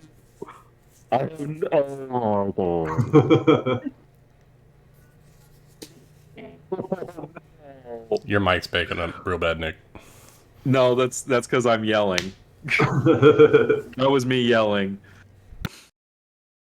Because I'm supposed to have the additional fighting style on here, and I didn't put it on D&D Beyond, so there should be +2 to every single one of my hits. Do you get one from the sword? No, guys, I got it from training with Alistair Vincarlo. Oh, dueling. No, I have the single. Yeah, dueling. The one-handed one. Very nice. God. I mean, Cannot believe I never added that on. So over the course of the last couple of sessions, 20 extra damage. Oh, that's just the last sessions, dude. This is on. This has been since I've been using the Beyond 20 extension that I've been missing that damage. Oh my gosh. Now he's ready.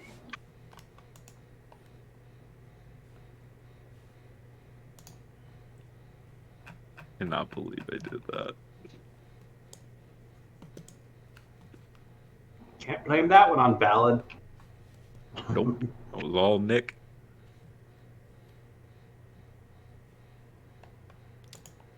Ooh, next level, I get Sunburst. Now the question is, real quick. Yeah, yes. Kilnari. How do I add an additional fighting style to my D&D Beyond sheet? You can do adding a feat to your character sheet, and there's the feat that adds a martial class. Yeah, I think it's Fighting Adept or something like that.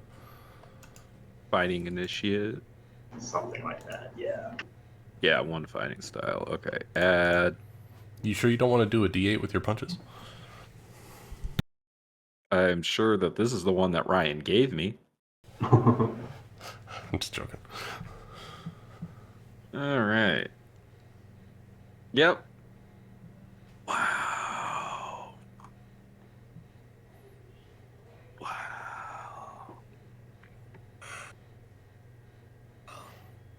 Wow. Well, if they if someone wants to bring the Red Plague back and turn everyone into zombies, I can destroy them. Yay! Well, now I'm actually ready. So glad I checked that. Truly, if I might say, you're looking more divine today. Thank you. I feel more divine. That can't be possible.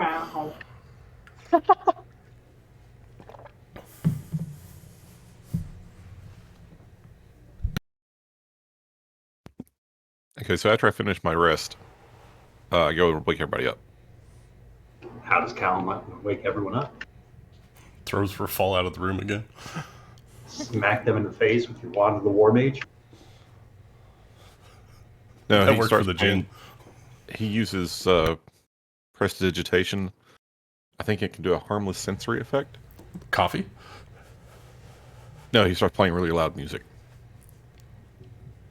Wake up in the sky.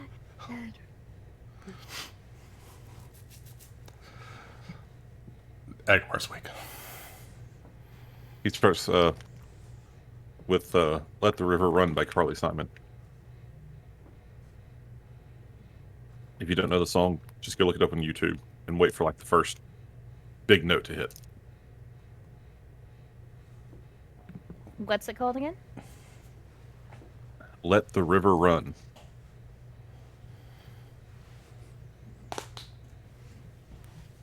No joke, my dad used to turn the speakers up in the house and play that on the weekend to get everybody up. Kind of evil.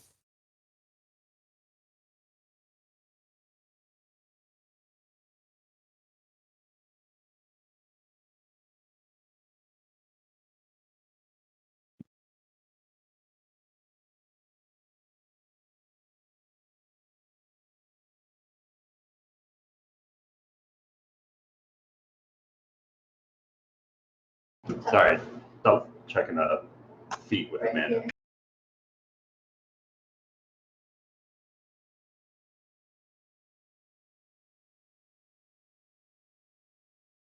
I want to know what oath Thule took. God damn. Did she take tough? I did. Oh, god damn. I think Nari's now the party tank. Well, she definitely Officially. has more than me, yeah. I do still have that plus 11 from the hero's feat, so You get 3 per level, right? 2 per level. 2 per level? I would get, if I took it, I would get 28 extra HP. Holy shit. That'd be nuts.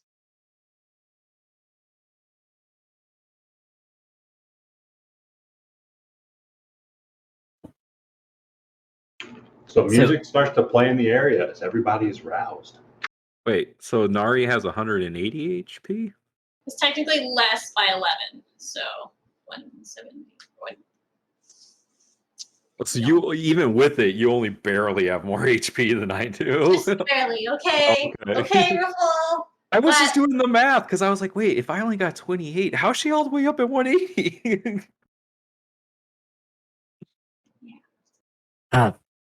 Everyone, I think you ought to know that, well, I noticed one thing, and Zara noticed something else while she was on watch. There was I noticed something too. Oh. I okay. didn't see Well, you can wait. There was a sound of breaking pottery. Came from, well, it likely came from the chamber with the sarcophagus.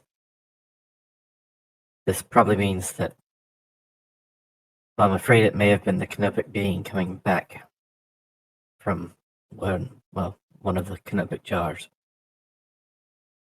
So, I don't think they ever went anywhere. Okay. And the second is that whoever cast these lights, these observers, well, they were able to still control them. Assuming that it was, in fact, the Mummy Lord. They're not dead.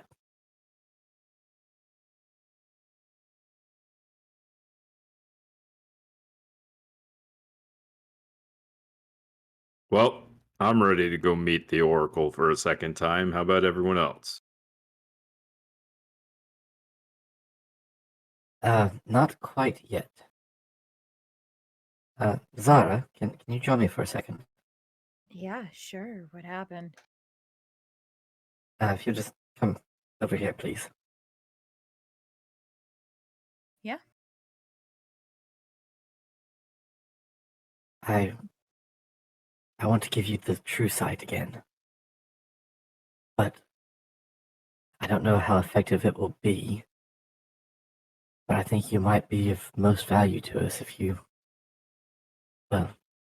use the ring I gave you to make yourself invisible. I can give you true sight. And then I can cast see invisibility on myself. So that I will know where you are, and I can make sure the group knows where you are. But just perhaps we'll have some small advantage when we get into the conflict that I inevitably see us getting into. Yeah. I just, with all the eyes going on, I doubt that we'll be able to surprise the Oracle, but sure, yeah, let's just do it. I doubt it too, but you Yeah. never know, it's one potential advantage. Yeah, of course. Yeah, I'll do that.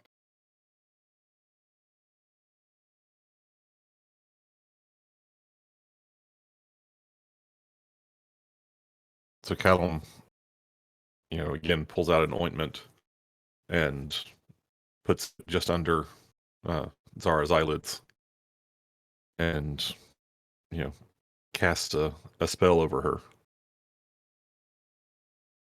And I assume she goes invisible. Yes, Invisibus. Invisibus. And then I will cast see invisibility on myself.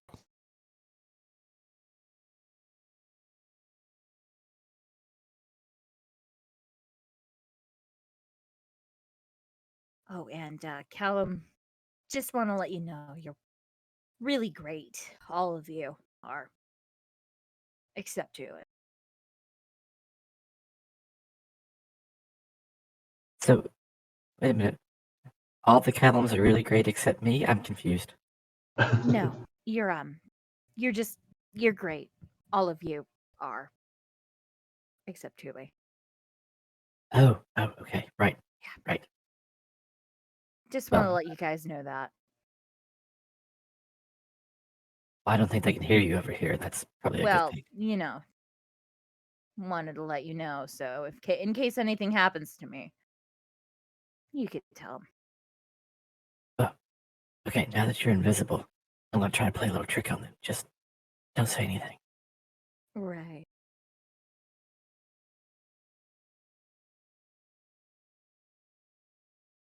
So, what you guys saw was, Callum and Zara talking over in the corner, and then Zara just disappears as Callum's like casting a spell on her. And Callum comes back over and says, All right. I've done what I had to do. I've sent Zara away. At least one of us will be safe. Wait, what did you say?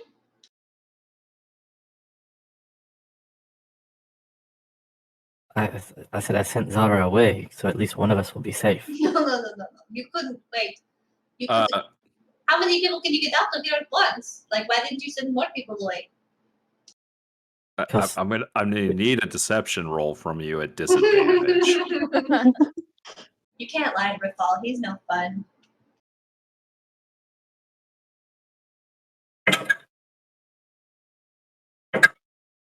Okay, well, there's a 12. And a 4. Rafal just rolls his eyes. He's not going to ruin your joke, but he's just going to roll his eyes. I don't even have to roll for insight. Tuli just knows. She's gone forever. No, Nari's like, where the fuck is she? I thought we had like this thing, and like I thought we were all just gonna like do this together, and she just. We are. Is she gone? Yes, I'm ready to do whatever it takes. But I needed to protect her. So, let us go. I feel like she may have not been okay with that. I just don't see her like really walking out of our lives so easily. Rafal's going to put his hand on Nari's shoulder and he's going to say, "It'll be okay. I have a feeling that she'll be with us in spirit." Nari's ears droop. and Callum gives Rafal a big, like, a kind of a big wink. It's like, yeah, so that anybody who's watching thinks that maybe she's gone. Rafal's going to nod and say, "All right, now, what's our plan once we actually come face to face with the Oracle?" Maybe try negotiations first, or no? Not Great. dying would be nice. Talking first would be best. I heard her spirit here still.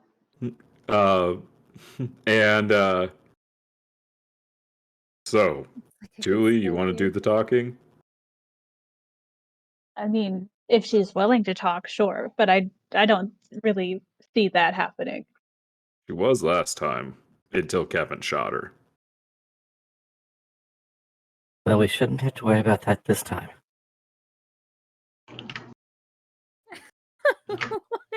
All right. Any last words before we go make our decisions?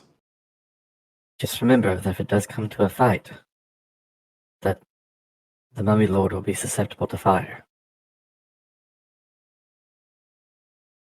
Aggramar, you good? Did we forget to wake up Aggramar? Or is Lucas even here? Oh, I thought he might have been back by now. Okay. Take a 5-minute before we run in and murder all of ourselves. It's okay. We don't have a GM either, so. I'm back. 5-minute break. Give Lucas time to come back before we die. Yeah, we don't know where Lucas is. Yeah, I'm good with that. Yeah, I will be right back. Yeah, okay. BRB. So Callum, you cast True Seeing on Zara and see invisibility on yourself? Correct. All right. Neither one's concentration, right? Correct.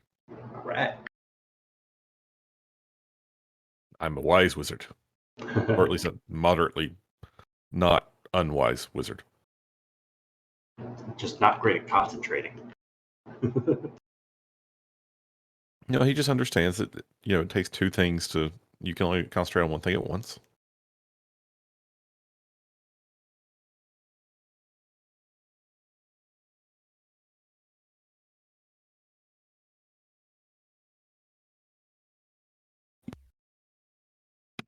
All right, I'm back.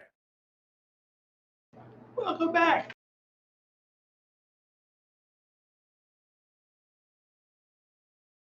Oh, Ryan. Fucking with everyone's heads. What's the guy got to do to TPK a party around here? Apparently, you got to kill the paladin. All the paladins. Yeah.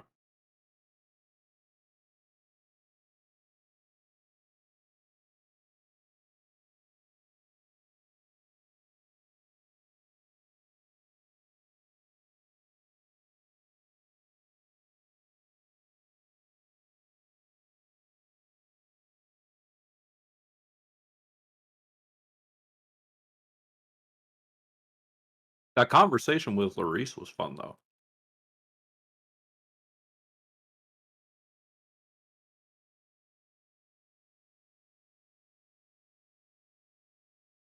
She'd known that you didn't eat her baked goods.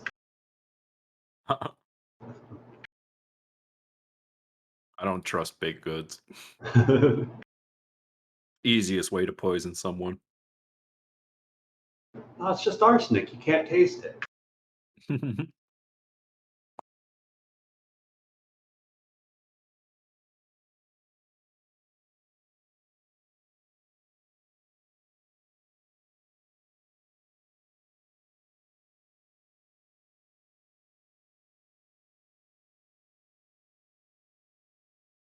Oh, now I gotta update my little Twitch thing that I made. I had a little thing showing my level and everything, but now it's wrong. Ha!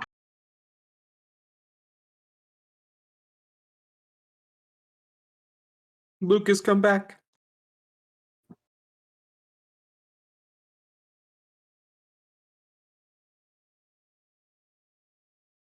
Oh, this is about what time he usually goes and puts his son to bed, right? I Yeah. think so. Isn't he old enough to put himself to bed? God. Just give him a bottle of Jack and he'll be fine. Is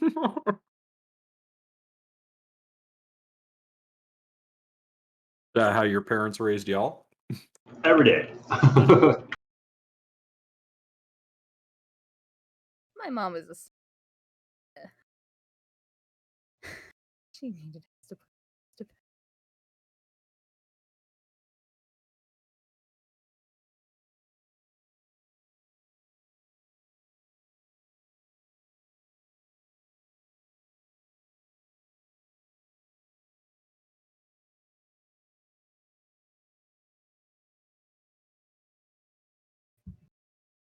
All right, let's see. Your wedding is being planned by the cast of the last show you watched. Who's planning your wedding?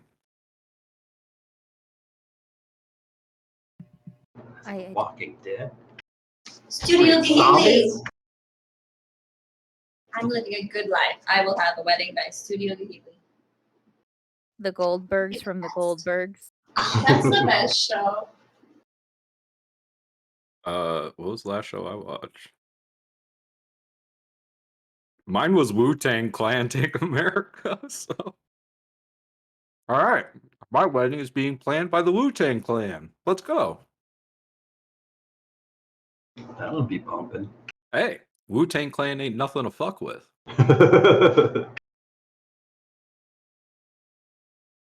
So protect your fucking neck, kid. Let's go.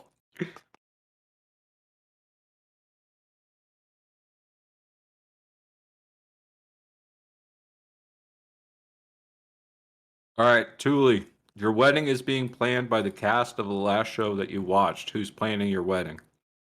The last show that I watched? Yep. I don't watch a lot of like TV shows. I think it was D&D live plays count as shows. Just saying. No, I haven't watched any of that lately either. No, I don't watch a lot of TV shows. Last thing I actually watched that wasn't like YouTube videos was New Moon. Oh my god. What was the last YouTube video that you watched? Absolutely. A breakdown of New Moon. No. Sonic Rachel, it was. Oh my god, yes! Wait, what was it? So I guess it'll be Pumpkin Hill. Oh my god. That's All beautiful. right. Perfect. Lucas, where are you? Is that why you know about the new parody that's coming out? Well, yeah, I'm subscribed to her YouTube, so. Ah, damn it.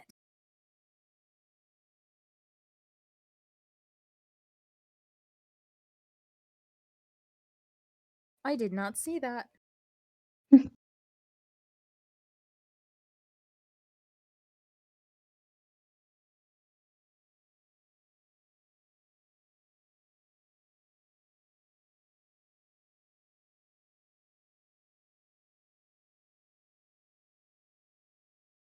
I mean, do we just want to...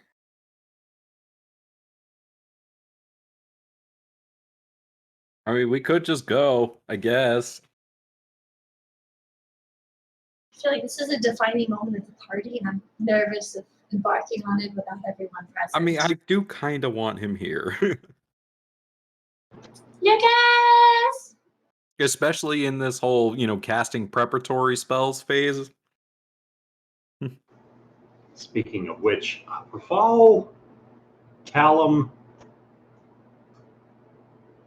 and Lucas when he gets back, both of you roll me perception checks. At disadvantage. Why? Because we're men? Because you were sleeping. Yes. Lucas, roll What me a did Nick perception do? check. Ooh, I got a 19. Oh, yeah. 19 for Aggramar. At disadvantage? It's straight roll for me then. Let me reroll. 15, and you maybe waste a natural 20. You're welcome. You're welcome. Let's see. That is a 15 for Aggramar. As the three of you start kind of readying yourselves up, kind of just tightening down your weapons, your belts and buckles on your armor, re-equipping your backpacks, and just getting ready to go as the party's kind of getting ready, like this is the last few moments you're probably going to spend in here. Rafal, you find a couple extra potions dangling off of your belt. You find an extra superior and an extra common healing potion. Callum, you find two greater healing. Callum, you find 2 greater healing potions and 1 common healing potion. Aggramar, in your bag, you find 1 superior healing potion and 1 common healing potion. Ooh. Someone thinks we're gonna die. Thank you, gracious DM. You said 2 graders and a common? Yes, sir. That's weird.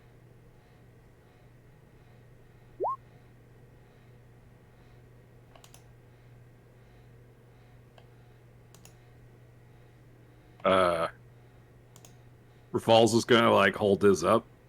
I didn't have any potions when we stopped that last fight. Sometimes we need to appreciate the gifts given to us, eh? And sometimes you should question them. I feel really good after that cupcake. Maybe we should just enjoy the moment, yeah? Can Kevin... The last one I gave back. Can Kevin check the potions? Checking them for what? Just to see if they're poisonous or anything? Roll me... Do you have an alchemist kit? No. Just kind of Poisoner's kit? No. Roll me a like nature check. Or a medicine sniff. check. I've got an alchemist kit. You could ask Callum for assistance. Mind giving me some help? Who said that? Wilson, this is before we cast all the invisibility stuff. A 7. Yay! And you get advantage on that, don't you? Only if you're actually being helpful. Well, I'm doing my best to be helpful.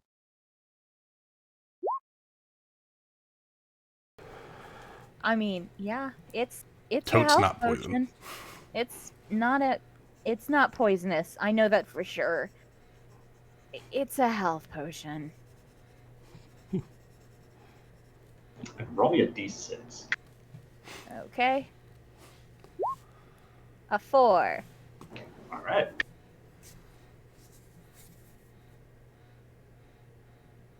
But I wouldn't worry about it. They're health potions. Nothing nefarious.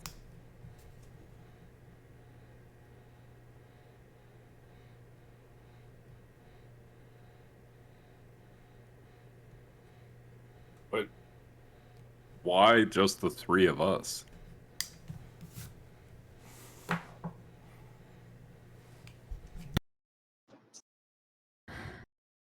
I don't know.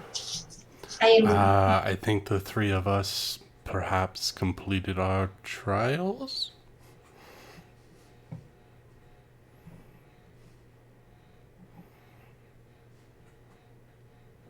I just want to know who was slacking on their watch to allow these potions to be attached to people and no one noticed. That's what I want to know. Look, why...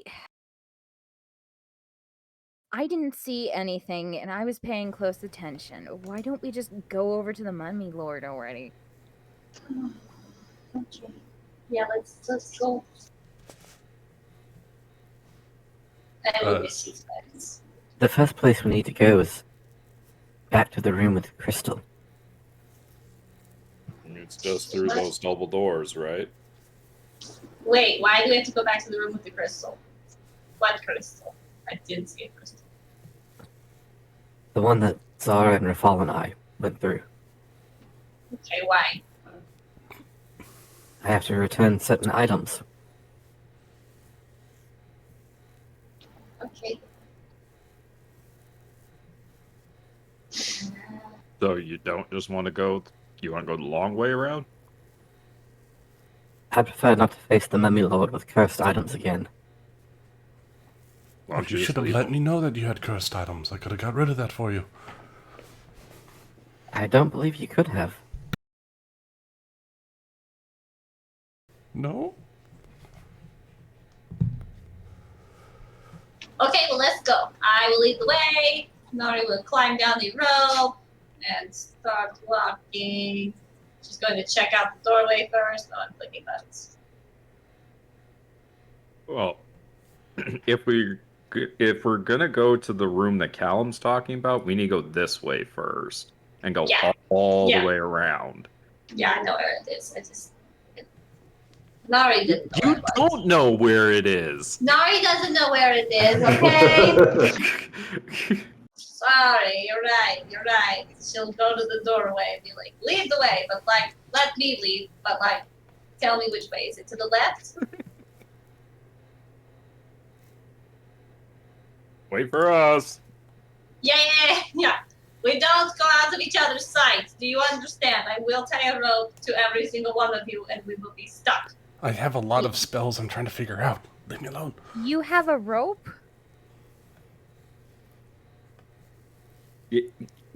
No, I don't, because I never replaced the one you burned up. You entered into that willingly. I didn't force you. That's why I didn't give you my rope. Who? Stay close, please. Single file line. Keep your hands. I am not getting in a single file line anywhere. No. I just realized I forgot I'm invisible. Whoops.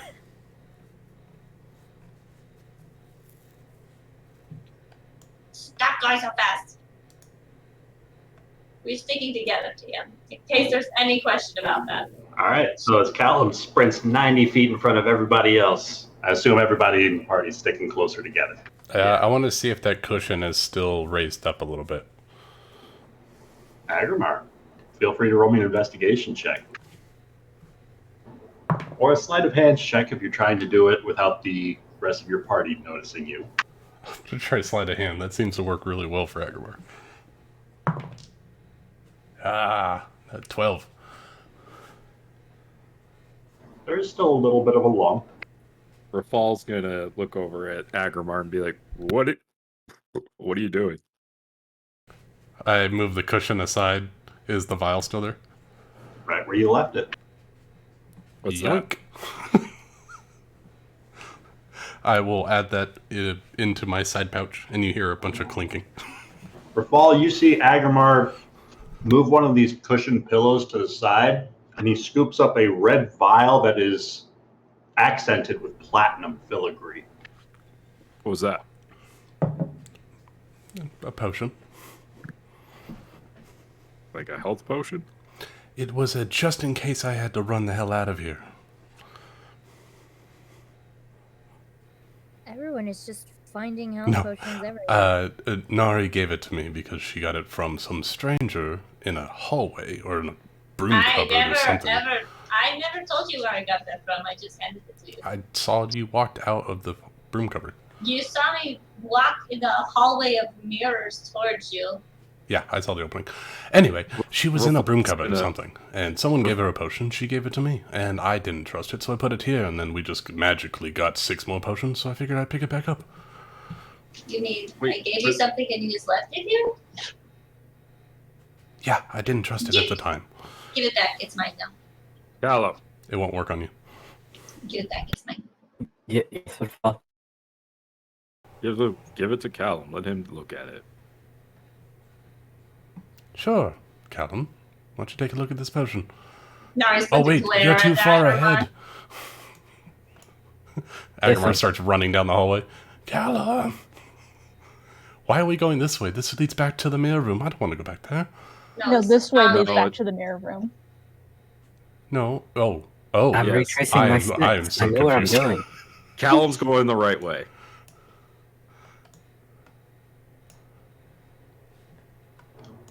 For the rest of the party, just lets Aggramar sprint by him. Well, I mean, like, I in my head, Rafal calling for Callum means that Callum's going to stop and come back to them.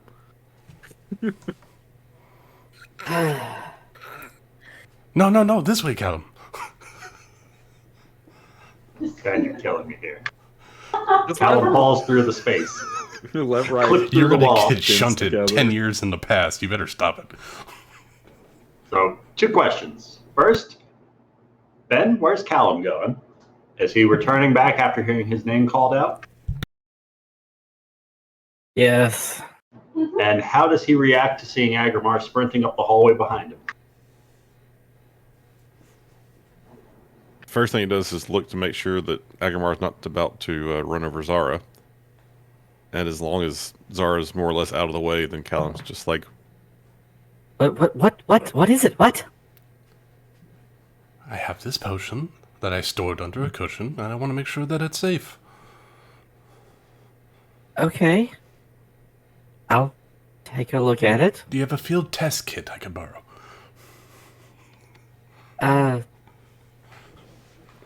No. Those haven't been invented yet. Oh, I thought you were all about those things. I have alchemist supplies. I could attempt to test it for you. Beautiful. And he hands the filigreed potion over. All right, Mr. DM, what do I need to roll to try to check this? I'll try to aid if I can. What are you trying to check this for? Well, given it's a potion, I assume I'm trying to determine its use, so maybe an Arcana roll? So roll me a medicine check for that one. All right, a nice +0. Tell you what, I'm with going advantage if Aggramar assists. I'm aiding. Does he just stand there and say he's aiding, or does he aid? I have an even better idea. I'm going to aid Zara, but I'm going to tell Aggramar. Give me just one moment. And he turns around and, like, holds it out to Zara. And as soon as she takes it, he, like, moves his hands and makes like he's casting a spell or something. You see the just potion vial just levitating in front of Callum.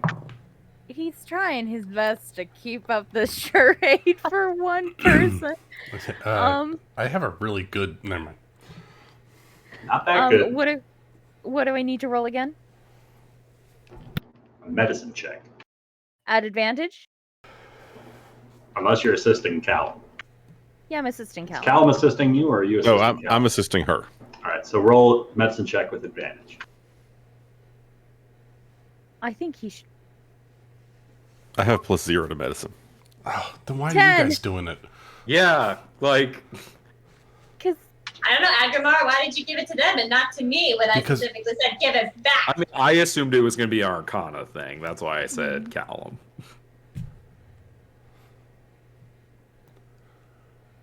Just giving away presents that I give you. Don't see anything wrong with it. It's Aggramar reaches out, grabs it, and turns around and hands it to Nari. Here, have your Roll me a potion. post grapple check, Aggramar. Yeah, I'll love to. Try to grapple against an invisible creature.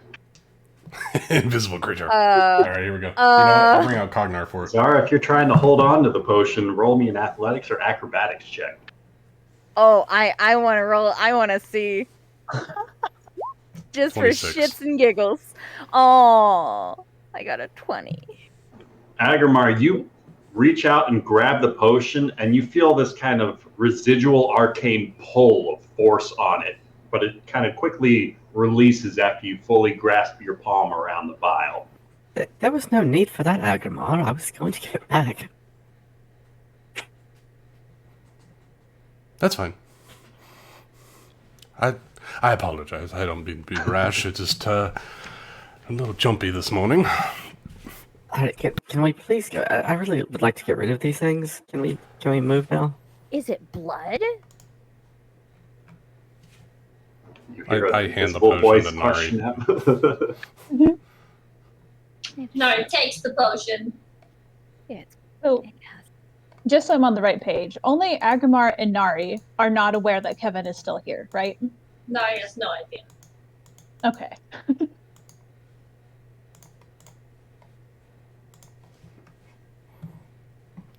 Move on. Let's go.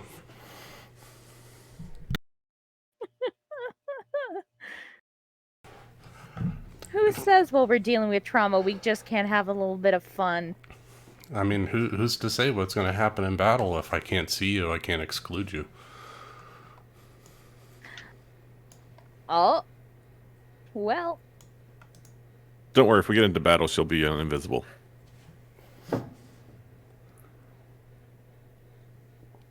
Callum starts leading the party once again down this crystalline hallway. Zara, you're still kind of like tripping balls here, seeing magic in its purest sense all throughout the walls, floors, and every one of those eyes carved into the wall watching you. As the party continues to walk forward, you're catching these weird shimmers of some sort of magic about Callum's eyes that you didn't notice the last time. And he seems to continue to be able to spot you as if you had never vanished from his sight at all. But he rounds that next corner and you see those large double doors to the scrying pool where you last saw Kevin a few hours earlier. In that alleyway, the gunpowdered cart. And he starts leading you past those double doors, continuing south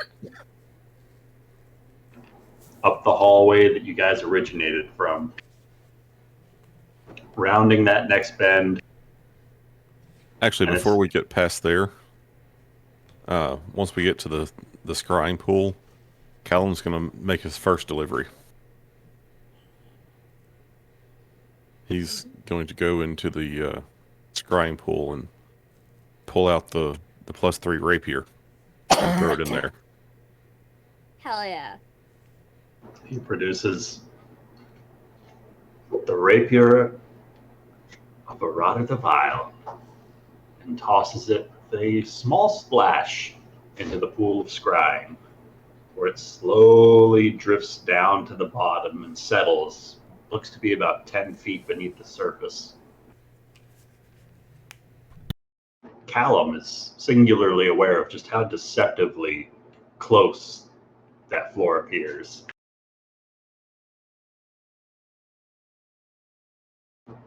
Callum, as you do this, there's this faint kind of ripple of energy you feel pulse through you. It's quick enough that it lasts merely a split second, but it leaves you with residual goosebumps as you feel a sense of something being released from your person. You, being as knowledgeable as you are about this particular subject, know that you've just released this item from the effects of the Mummy Lord's curse by returning it from where it was gained, by returning it to the tomb of a Mummy Lord. All right. Now, I don't really say anything about that. I just go throw it in there and come back and start heading down the hall again. Few more weaving, winding corridors of silence between the party members before that large, kind of amethyst-colored crystal is visible once again that the Tao emerged from.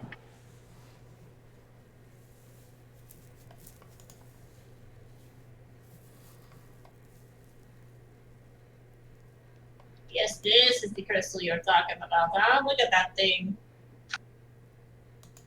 Indeed. Do I see the Tao anywhere?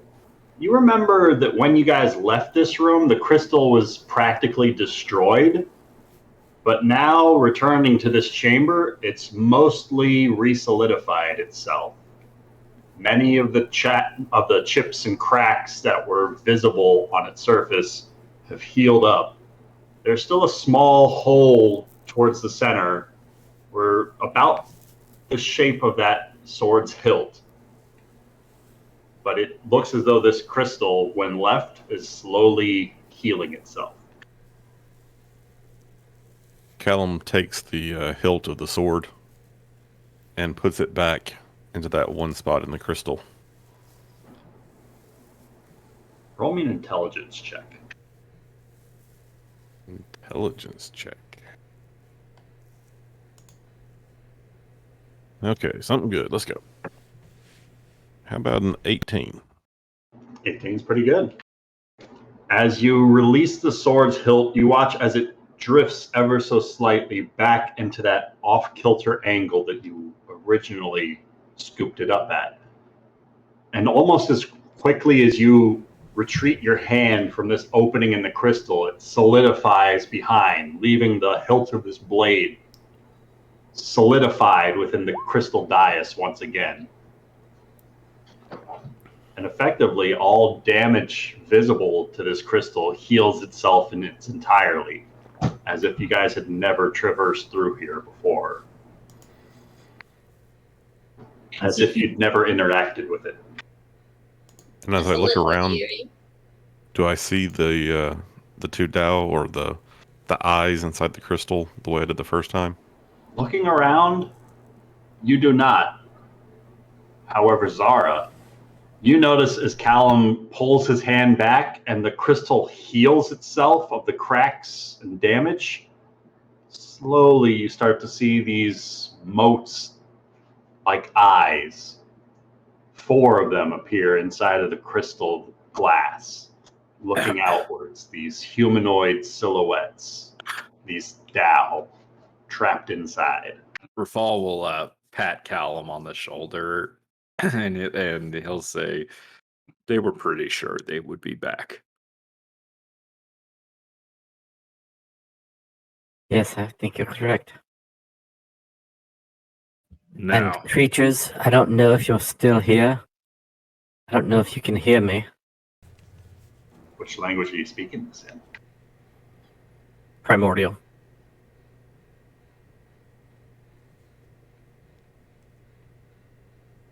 I return your rubbish.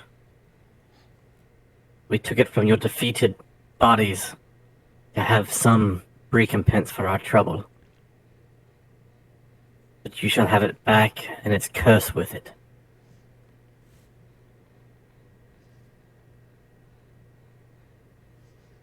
Right. And he just basically tosses the two necklaces down on top of the crystal. As they make contact with the crystal, instead of bouncing off like a solid surface, they start to sink into it like a thick mud. And after receding for a few inches beneath the surface of this crystal, Zara, you see a hand scoop up these two necklaces as they fade from sight from the rest of the party. And this time, Zara and Callum both feel this residual feeling of energy, as if you've just been empowered by something. This tingle at the back of your spine, present for only that split second, that leaves goosebumps all up and down your skin. All right. Rafal's going to turn to everyone and say, Rafal, a second later, you feel that same energy wash over your own person. He's going to smile and he's going to say, everyone ready? Here we go. And Rafal's going to walk up to those double doors and shove them open like Aragorn walking into Edoras. All right. Or Helm's Deep? That was in Helm's Deep. Helm's Deep, yeah, where the King Theoden was getting ready to charge, right? Yep. Well, no, I'm talking about like when he walks back in after he got all like beat up by the orcs and shit. You know, like where he pushes open the double doors. Oh yeah. He fell in the river and then he came back. Yeah, that was Helm's Deep. Helm's Deep, right. While you burst open these double doors to the north of the Crystal Dais chamber, revealing a shorter stint of a hallway, though much wider than some that you have previously traversed through this crystal palace. Every foot of these walls are also etched in those same eye markings. Ever presently seem to just be watching you. Gonna get to the next pair of doors, and he's gonna fling them open. All right. Where's everybody standing at these second I'm right double right behind doors? I'm right up next to him. Himself. I gotta be within 10 feet so I get that movement bonus. Dang it. My roll 20 is lagging. Same. Damn it. We need to hurry up and get off this map. It's crashing. The map's too big. My roll 20's crashed like 3 times already. I'm like, this map! Mine's been fine. Okay. I didn't get a chance to discuss spells, but I didn't prepare too many like full combat spells. I did some healing stuff. Is that all right? I'm glad you're choosing to bolster your party with this confident knowledge now. I'm trying to be a better person. Tell it to their corpses. I will. As these doors as I heal them are forced open. The map will move when I move the map. As these doors are pushed open, a large chamber becomes visible beyond. This huge chamber, edged by a broad floor surrounding a sunken lower level gallery, reached by way of sloping ramps on the north and south end of the room. The center of the lower level looks to be a diamond-shaped pit descending some 100 feet or so. Flanking the openings of this pit are 2 tall crystalline figures whose amber eyes are just watching you. There's a sort of bisected view of this room to give you guys a better sense of the depth, as well as that lower walkway's positioning. Right in front of us. There's a 10-foot ramp. So like the hallway you are stepping out goes around the circumference of the room, but you could also go forward a little bit more, and there's a ramp that goes to this lower walkway that leads to these 8 alcoves, where you can make out some brown pottery contained in each one of these alcoves. Large crystalline golems on the east and west side of this pit, and up at the north end of the chamber, a third golem, just watching as you guys enter. But closest to the party are a couple of figures that look a little bit more radiant in their visage. You put gifts in here? I just found that out with this. But you gotta show me how to do that. Holy shit! I think you could As just this put it in. flaming swirl of radiant smoke solidifies into the golden armor of a celestial angel appearing on this walkway before you, can I get everybody to roll some initiative, please? Oh, it looks like we can't talk about this. That's too bad. So much for Divine Smite. Oh, come on. 23. Had to move, sorry. Just because we roll initiative doesn't mean we can't talk about it, okay, invisible creature? I say we fight. 15 for Aggramar. Why does it say celestial ally? Because it's an ally to the Mummy Lord. Is it? Maybe we can make friends. I think there are allies. What does that mean to you? Religion check. What is this? What's this gift from? Diablo 3. Okay, Diablo 3. I thought I recognized it. And then the other angel's from Magic. That one I recognized right away. I'm like, that's a Boros angel. Yeah, it is. You know, I almost made Rafal's armor look like, who's the head angel? Oh, Aurelia? The war leader? Yeah. Actually, that's Aggramar. Before wizards took away my fun spell, that was Aggramar's otherworldly form.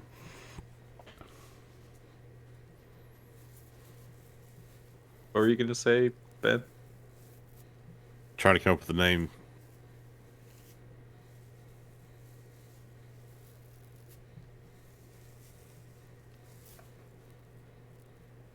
All right. Everyone's in there but Aggramar. I typed mine in, but it moved. A likely Have to hit enter. story. Imperious. That's Imperious. That's what it was, yeah. Oh, that's the name of the Diablo 3 character? Yeah, he's the head of the angels. He's got the big spear and everything. He's the aspect of valor. Yeah. So, as these doors sweep open, revealing this massive chamber beyond, Zara and Nari, the initiative is yours. How do the two of you wish to act? Nari can go first. Well, I don't even know you're there, so obviously I'm first. Savage. I don't know. We didn't agree on if we're fighting or not, so Nari's just gonna, like, take a step into the room. And, be like, hello there. What brings you to such a lovely, she, like, looks around the room to get the enormity of it once more. Saying that in common? Yeah.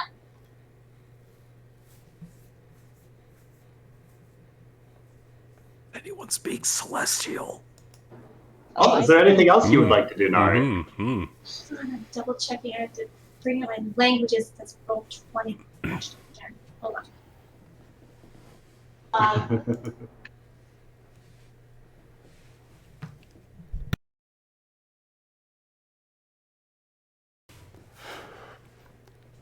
Hello, my fellow angel brethren. What up? What up? Yeah. It's your boy Imperious. Aggramar just scrolls up. What up, fam? What up, fam? Oh my god. Yeah, no, Nari's just gonna stand there and kind of like, she's holding her weapons, like, kind of like tensely, but like not super aggressively, like I'm gonna beat you with it, but she's prepared. Yeah, like you're gonna beat them with your weapons, just not aggressively. So like she has them out, okay? She's prepared. That's all I'm saying. She'll hold an action if there is a hostile action towards anyone in her party. Like if it's one of these. No, she's not right close enough. So yeah, no, that's it. That's it. So holding an action or not? No, I'm good. All right, and in the same second, what's Zara doing? Zara is stepping into the room, and she's going to activate the wings and fly. How high is the ceiling here? Ceiling? 60 feet. Over your immediate area is, let's see, ruler, about 75 feet up. She'll move about 50 feet up, and so that's 55 feet of movement, and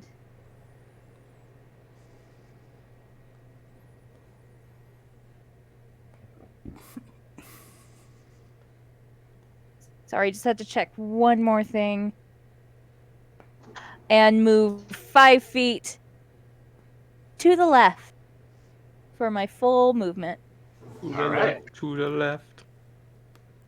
And yes, and it's a bonus action to open up my wings, I think. So she'll hold an action. Wait, while wearing this cloak, you can use an action to speak a command to this word. This cloak. Never mind. You've been cheating this whole time? I think I have. Well, I've been following Nick's lead, and Nick, I'm just... What? Not all capes billow as a bonus action. Well, I'm just a badass, I guess. I was gonna say, I got to use the wings in combat like once before I gave them to you. Yeah, so I guess I end my turn. All right. Bonus action hide? Yeah, bonus action hide. With your vantage point up high in the sky, you can see the golem on the right-hand side of the pit. It looks to have the symbol of a book emblazoned across its chest as it slowly turns around about 45 degrees from staring at the golem opposite it towards this entryway at the south of the room. Ugh. Just as the golem at the north end of the room, with the symbol of a sword emblazoned on its chest, starts to step its way forward around the circumference. Did the one we met have a symbol on its chest? I believe that one had an eye. Divination room.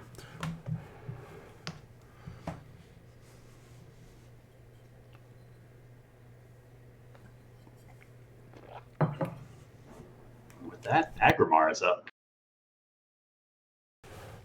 Aggramar will step in front of Rafal, arms open, and he will attempt to speak Celestial to these appeared divine beings. Hello. We are here. We do not wish you harm unless you wish us harm. Please state your intentions.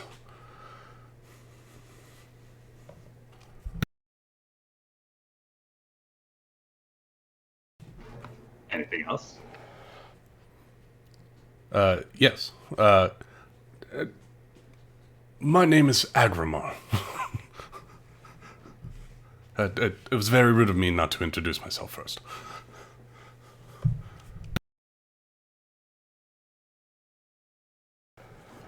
They look at you as if they can understand the words you're saying, and you see the one at the back just scoff. I guess you hear him scoff through his helmet. You don't really see his face much. Father.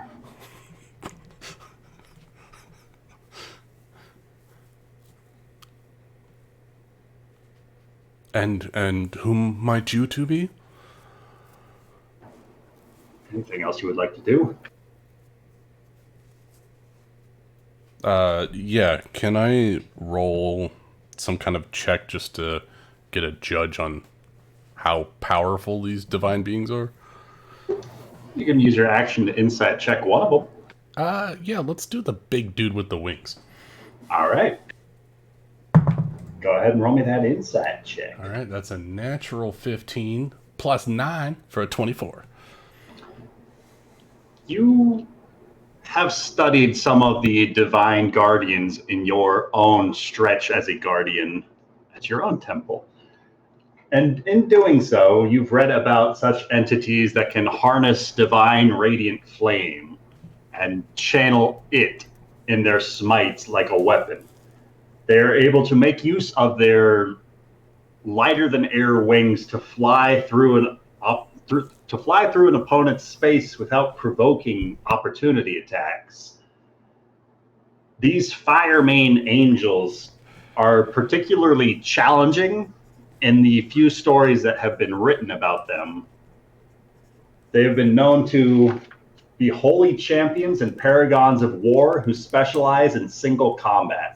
They're powerful warriors who seek out the mightiest foes in any conflict, trusting lesser soldiers to handle lesser opponents.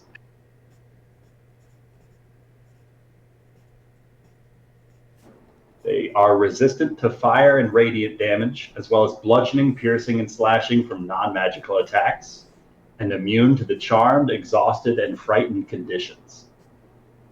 And they have true sight. Well, I don't know why we would need to know if they have true sight or not. But well, you tell me. Why did you read about it?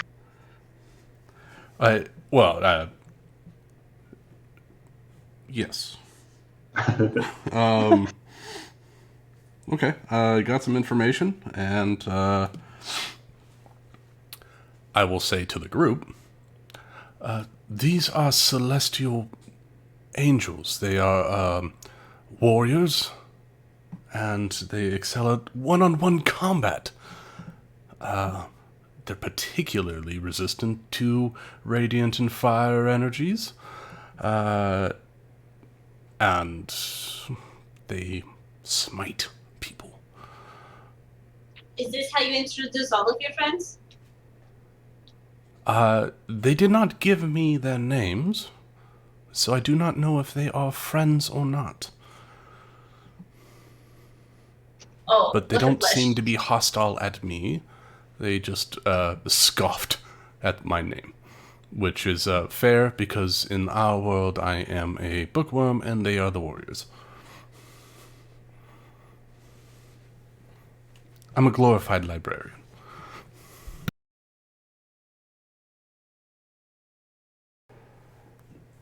Anything else the glorified librarian would like to do on their turn?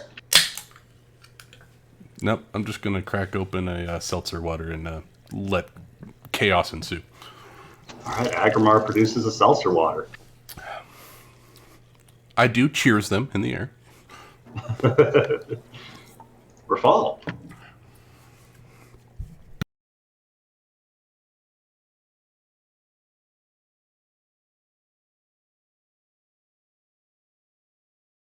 The king is already forgotten. Are they on the ground or are they in the air? They're currently on the ground. But the one on the left visibly has wings. And the one on the right, there's this sort of faint aura about them that looks to make them weightless, like they can fly as well.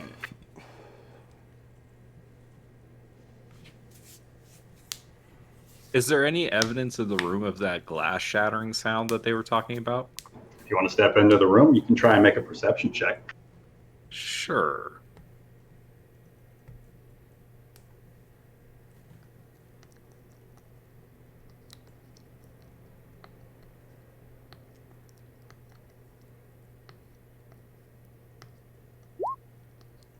Nine.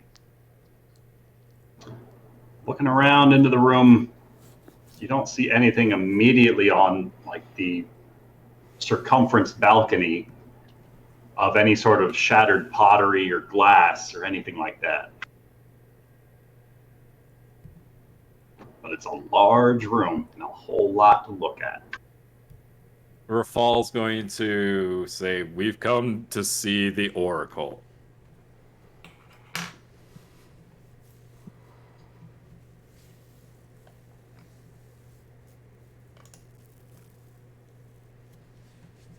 What language do you say this in? He says it in common. All right. Anything else Rafal would like to do on his turn?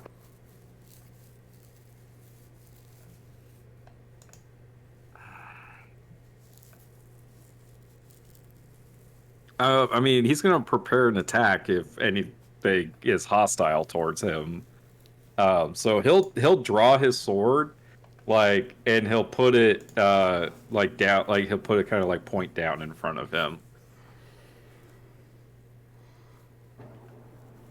All right. As you ready an attack.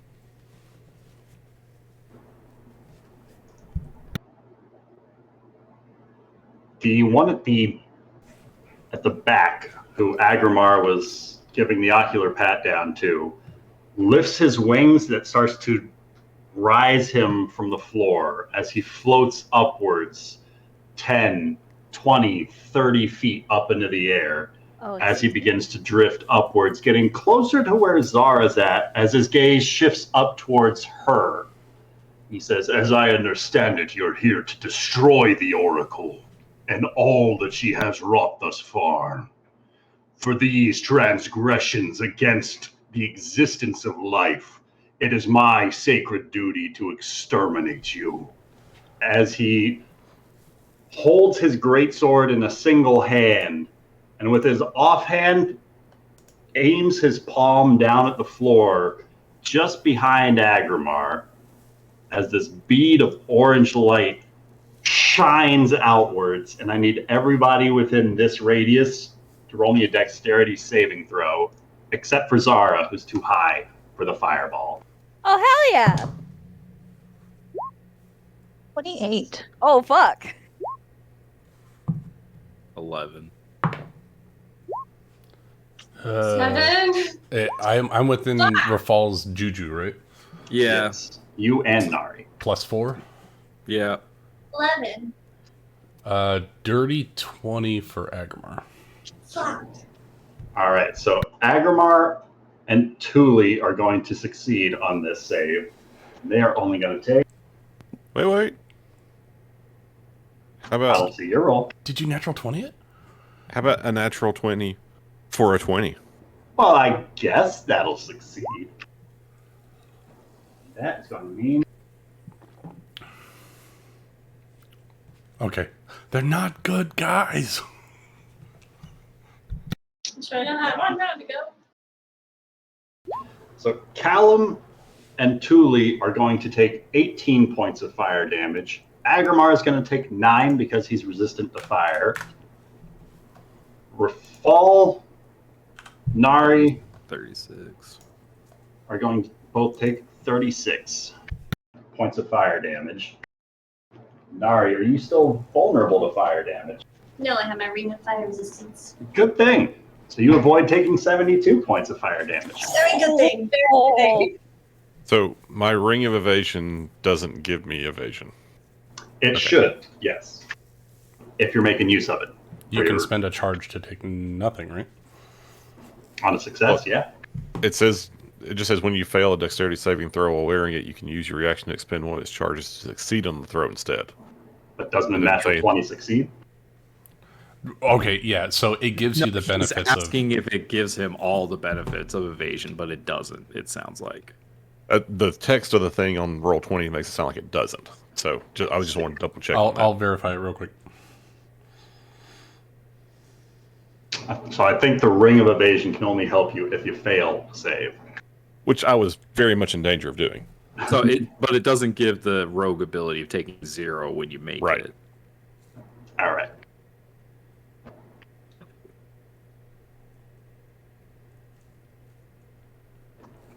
As the golem on the left half of the pit slowly rotates around to look at the doors to the south, and you can see this circular spiral pattern on his chest as he's just looking to the south doors of this room.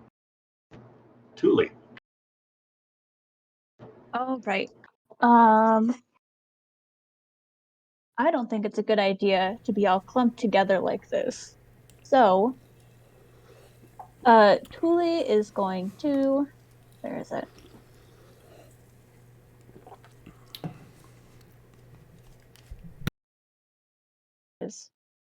She's going to use Dimension Door. All right. Bringing anyone with you? Or trying to?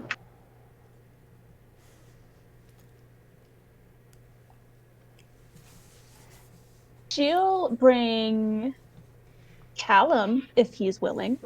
I think it's nice to have people on both sides of the room. Yeah, I'm all about not being clumped up with all the people in melee. Sweet. So, let me zoom out. Pretty sure I can make it over there. Up to 500 feet away. Yeah, so I'm gonna bring her and Callum all the way across the room to the other entrance. All right.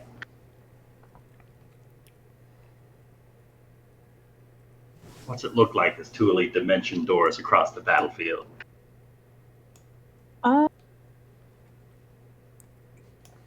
She kind of like waves her hand in front of her and a portal appears and she like grabs onto Callum's arm and just kind of steps through and then they're suddenly on the other side. Anything else you would like to do on your turn?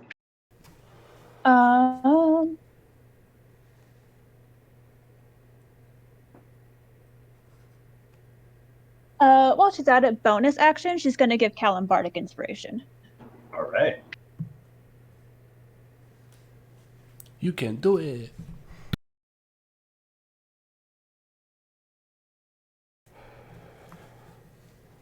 And that's it. All right. As the more red-skinned celestial starts to drift up into place, lifting himself about 20 feet up off of the floor, as he looks down towards Rafal and he says, "You can call me Zachariah, and he is Uziel. As we understand it, you are on a path wrought for destruction and devastation. It will spread far and wide unless it can be stopped here and now." And he is going to draw back from one hand to the other as an invisible great bow appears in his arm as this radiant bolt fires out towards Zara. Damn it. Just for the record, Ryan, this is why they attack first and don't try to talk. So you're just training them to do it. We gave it Oh yeah, let's talk. Let's talk to them. What could happen? Flaming angels. We weren't really good conversationalists, let's be honest. Okay, I get it. I'm very bad at talking to people. Leave me alone. I'm blaming Ryan, not you guys. I mean, when have we ever... Okay, the blue dragon, I'll admit. We fucking twice, okay? Don't... Yeah, that was Shoot great. first, ask questions later. We can do that. Yeah, apparently. As long as they have a body, we can ask questions later. Yeah. Zara, that's going to be a 12 and a 13 to hit. Let me check. Because this man has some weak fucking sauce. Yeah, no, he has some weak fucking sauce. He can see me, right? He fires, and he fires as if he can't see you, as these bolts of radiant energy just explode across the crystal wall behind you. Yeah, I would imagine, like, Zara's not even going to move or flinch, but she is going to, show him up yours, buddy, you know? All right, with that, Callum is up. Hey, Callum's going to take a look around and see if he sees any sign of the broken jar. Unless that's an action. That's not going to be a full action, is it? This will be your interact with objects, effectively. Okay. That's going to be a 17, I believe. All right. Yeah, plus the perception. Looking around the chamber, all across that lower walkway, you can make out the sort of broken, ruined pottery around this outlet, where it looks as though some larger brown pieces of pottery have chipped away from inside of this alcove, spilling out onto the walkway beneath it, as well as sand just spilling out. Okay. Callum is still wearing his slippers of spider climbing. So he is going to double move and try to get as close to that thing as he can.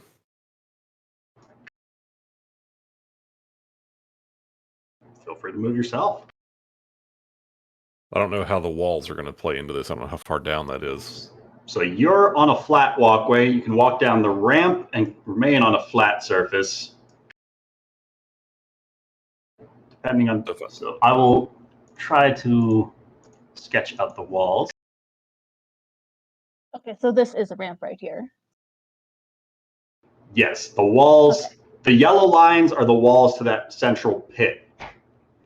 The inner ring is that lower walkway with these 8 alcoves with pottery jars. And then the outside ring is that upper circumference walkway. Okay, assuming that all that was on flat surface or flat-ish surface, then that's his full 50 feet of movement. All right. As you are able to get CC. You are able to get a little bit closer, and you can make out a symbol on on one pot that you pass by. You can make out what looks to be a sword emblazoned across. Now, it's very difficult to find the iconography of a canopic jar without something appearing very devilish and evil and super demon-like like this. But there's also not a whole lot of imagery that is more artistic in style and not like real life photographs of what the Egyptians canopic jars look like. So it's brown pottery, old, and it's clearly like an urn of some sort. It doesn't have demonic inscriptions on the top of them like this, but instead it's got the symbol. That first one on the top left of the room that you pass is emblazoned a sword in the side of it. And that one that you can make out looking slightly broken, you can faintly make out what looks to be a magician's wand carved on the side of the jar.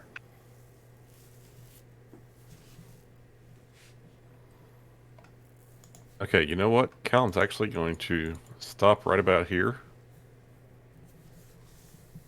He's going to step up to the one that has the sword. He's going to try to break it. All right. How do you want to break a jar? He's going to swing his +2 wand at it. Roll me that attack.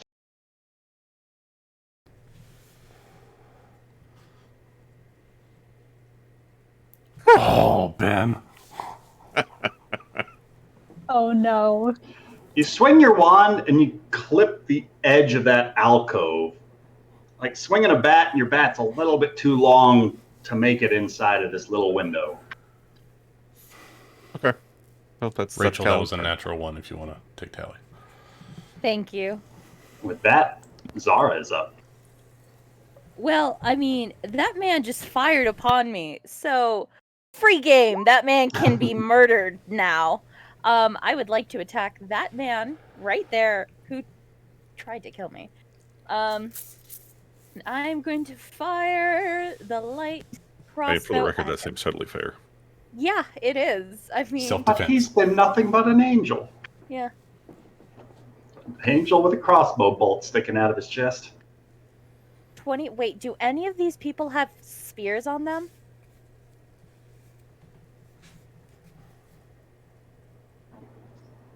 Did you do extra damage against spear wielders? No. I'm just curious. Unless you're shooting him with a spear. No. It'd be quite a feat with this crossbow. Okay. But a 24 is going to hit. Do I get sneak attack damage? He's not within 5 feet of an ally. Well, shit. You do get the full 11 piercing. Hell yeah. I mean, that's probably just a dent, but it shows that, unlike him, I can hit. And now Zachariah's Nari and looking rough. Aggramar can see you. Oh, yeah, no. Wait, did you say he's looking rough from 11 damage? Zachariah's looking rough. Wait, what? Are you Anything serious? else you would like to do? No. She will, taunt him. Nice shot, asshole. Maybe I can make this easy for you. I don't like how he's... Yeah, no, oh. All right, Nari. Okay, so both these guys are up in the air, right? Zachariah is 20 feet up in the air. Uziel is 30 feet up in the air. Okay, I'm going to target the one that scoffed at Aggramar. And I will use a bonus action to cast Hex on it. Makes like my button.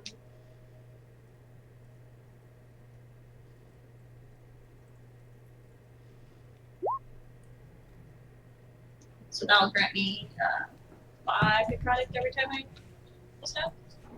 You get D6 every time. Yeah. You know.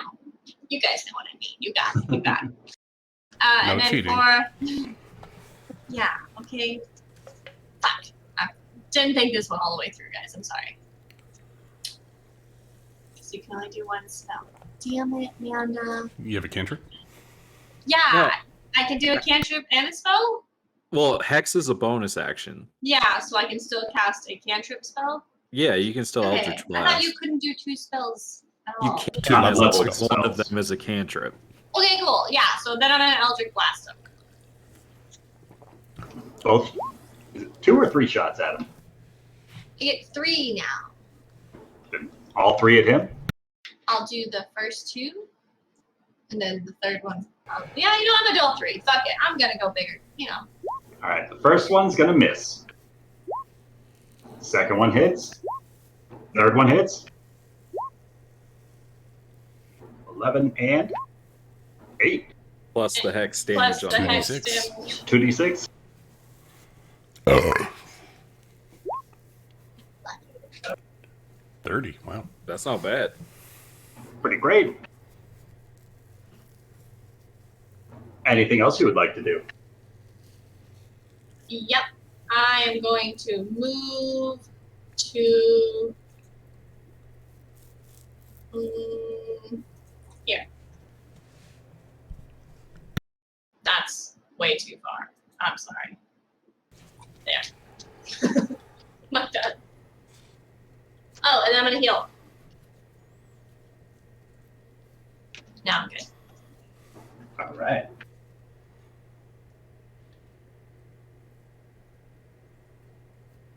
And with that, the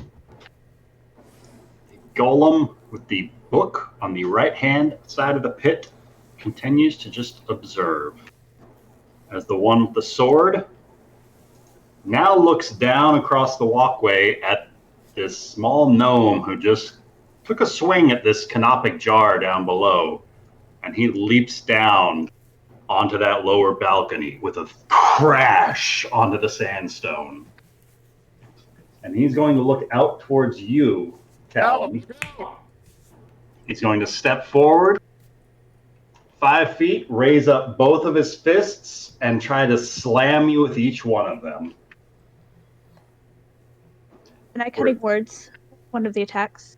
Sure thing. One of them hits. What's the range? 60 feet? 60 feet. Nice. Both going to hit. With a 24 on the first and a 21 on the second. I'd like to cutting words the 24. All right. No, you want cutting words to 21 because it's more likely to get it down to a miss range. I wouldn't worry about that. Oh no. I don't know what that term means, so That means I will not do that. Callum's AC is very low. You would have to hit like a 10. So my question for Lucas is, what does Summer want to do? She wants the cutting words, the 24.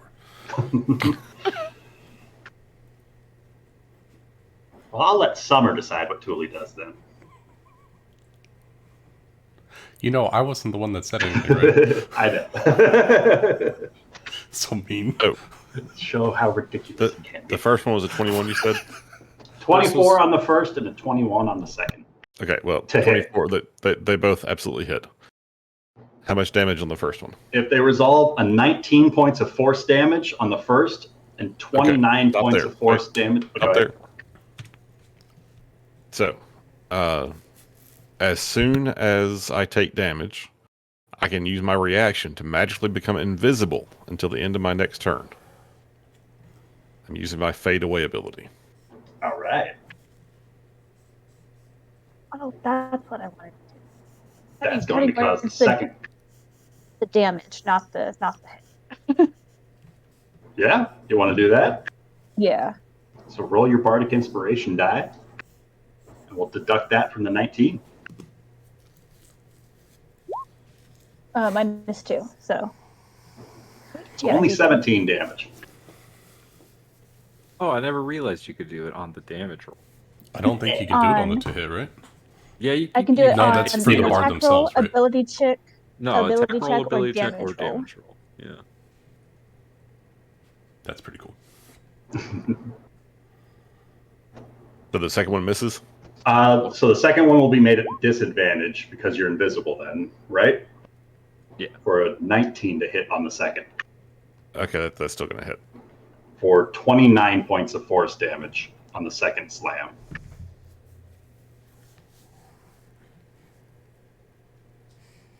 Okay, that hurts a lot. And with that, he just kind of rights itself back up and just blankly stares at the space where Callum was last seen. Aggramar. All right, Aggramar's gonna call out to Uzael. Is that his name? Yeah, that one, the gold guy. And he'll call out in Celestial. You know, it's people like you and this Oracle that are causing us to want to destroy everything. If you would help us, we wouldn't be so inclined to destroy everything. And I'm going to try to, I don't know, diplomacy or something. Roll me a diplomacy check. I will try that.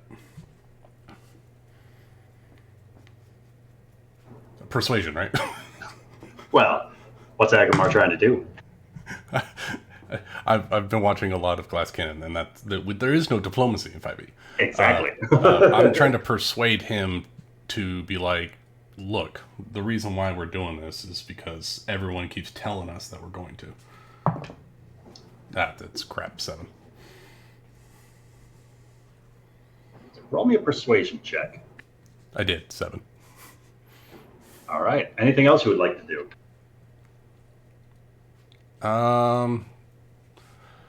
Yeah, looks like you guys got it all up here. I'm gonna move down. Did I hear? Actually, before I do that, did I hear our lovely wizard cry out in pain? Oh yeah, I'm sure he made some noise. And Ryan, can I see him from this upper deck? You cannot. He's invisible. Right.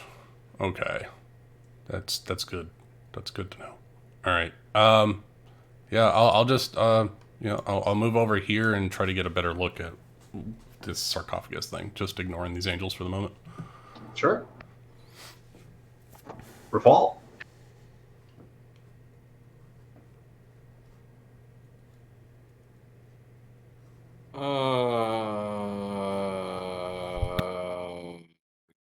Good. I don't know, man.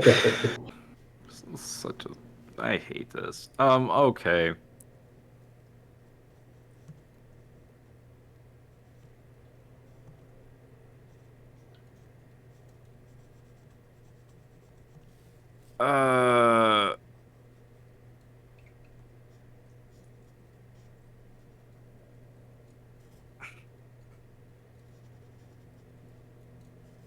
Did Aggramar said these things can't be charmed, right? Correct. Yeah. Okay. I relayed all the information. I just didn't do it very well.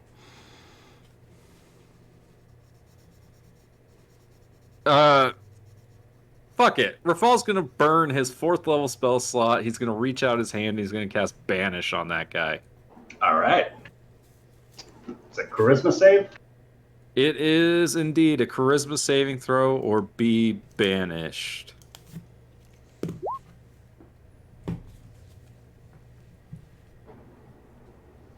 As you reach out and speak the words of the spell, he rolls a total of 20 on his save. Of course he does. Angels are pretty charismatic. Oh, I don't have anything that can get up there, so I guess Rafal's just gonna walk to this corner. That's the end of my turn. All right.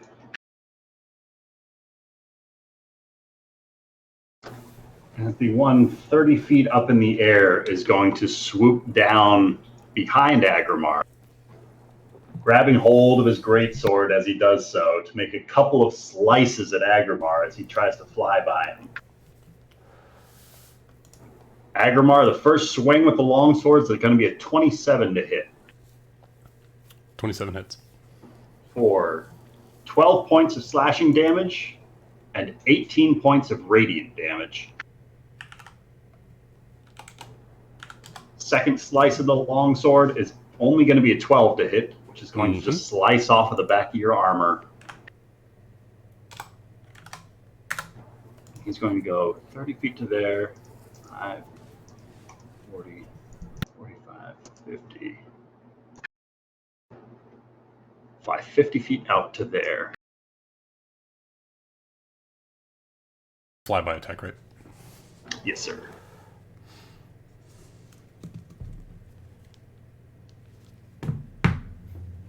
But now he's only about 15 feet up from this outside walkway. As the golem with the circular spiral on the left-hand side of the pit just seems to watch Rafal as he starts circling around the room. Tuli. Alrighty. Gonna move right to here, to the edge of the ramp. How tall is the wall? Looking down, it looks as though you are about 80 feet from the bottom. Jesus. Okay. But at the bottom of that pit, you can see a dais resembling an enormous eye peering up, and a 10-foot-long black onyx sarcophagus forming the pupil of that eye. Okay. Here's a question. With levitate, can I cast it mid-air? You can certainly try.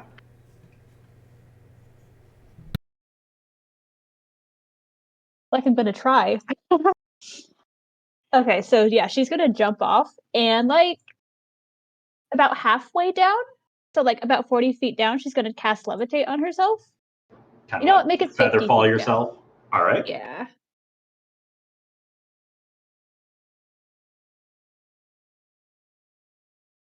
Yeah, cast levitate. Does it work? It goes off without interruption. Sweet.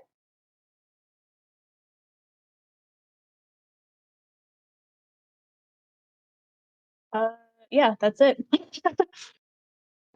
All right. Wait, hold on.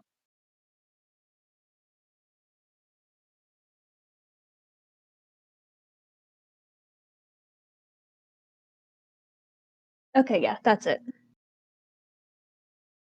All right, so you're about 30 feet above the sarcophagus right now, 30, 35 feet.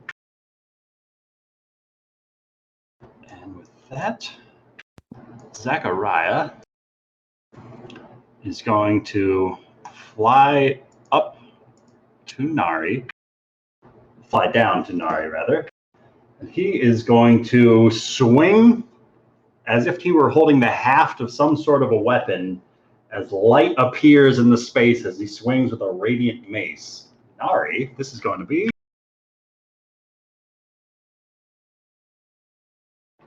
a 23 and a 10 to hit. 23 will hit. For 13 points of radiant damage. And Zachariah looks to heal a little bit. upon inflicting this damage to you. It being radiant damage, is that going to be doubled for me? If you're vulnerable to radiant. Double checking.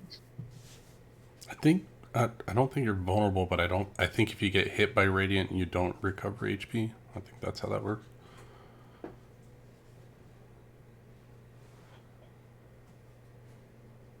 So you are going to take 26 points of radiant damage.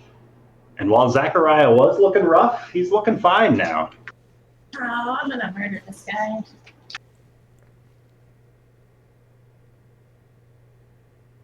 And that is going to be his turn. As he just looks at you, says,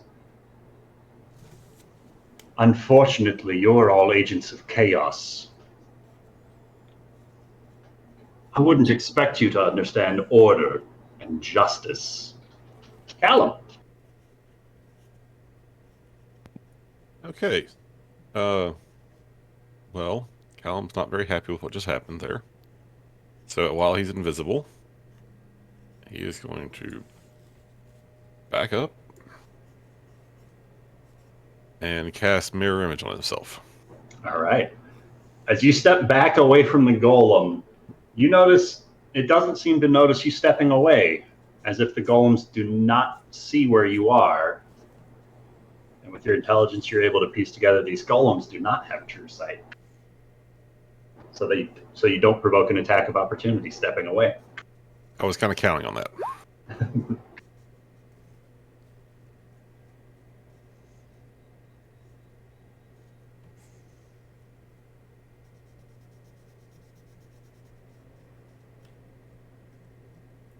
What's it look like as Callum casts this spell? Doesn't look like anything because he's invisible.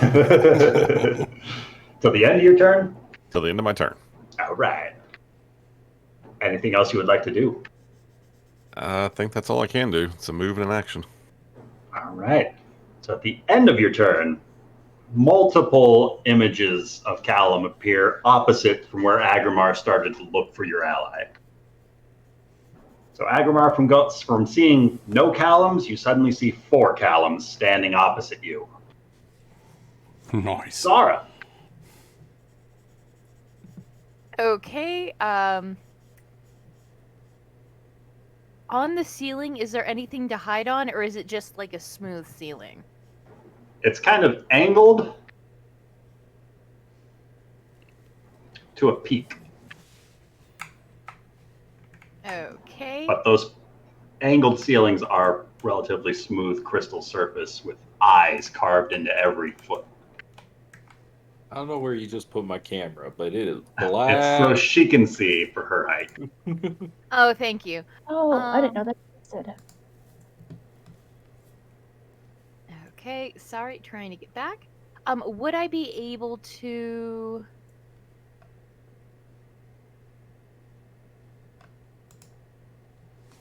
Actually, you know what? Kevin would have seen Callum break one of those daises, right? Or canopic beings? Attempt to. You saw him swing at one of them, but he failed to break a jar. Can Kevin... Would it take an action to kind of look around for another canopic being?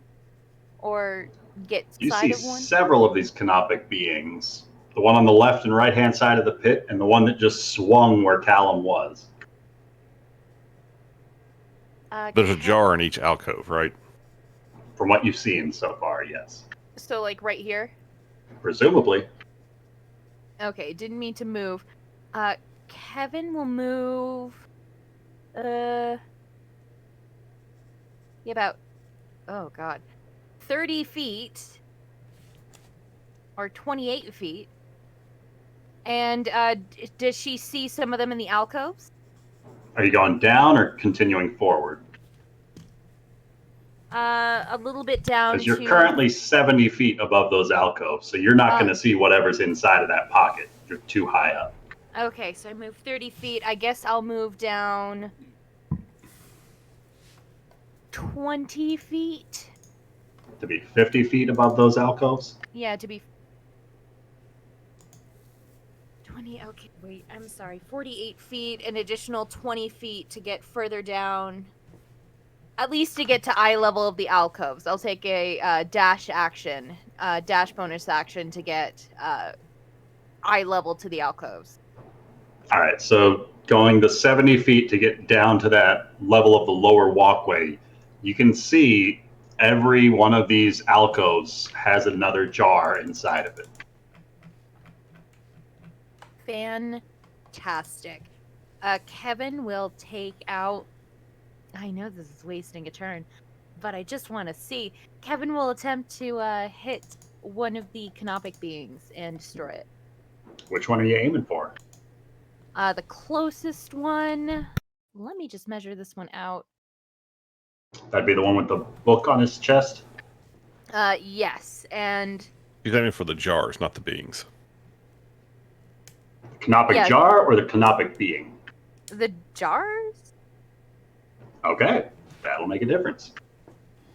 And Kevin will take out the Masterwork sling and throw some alchemist fire at it. I want to make sure that this is dead.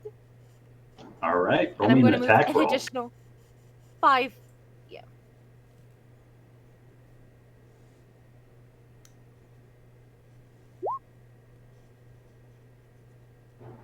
As you launch a vial of alchemist fire out of your sling, it arcs forward about 20 feet before slamming against the side of that jar, and in doing so bursts the brown pottery.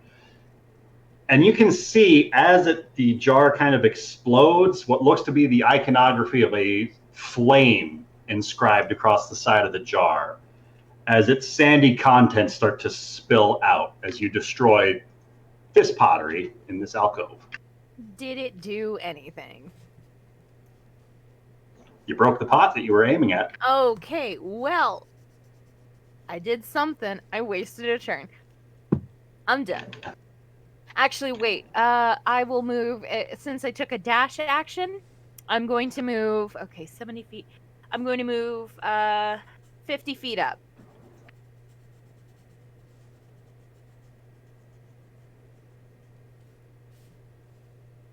All right, that will put you 30 feet above ground level. Yes. All right.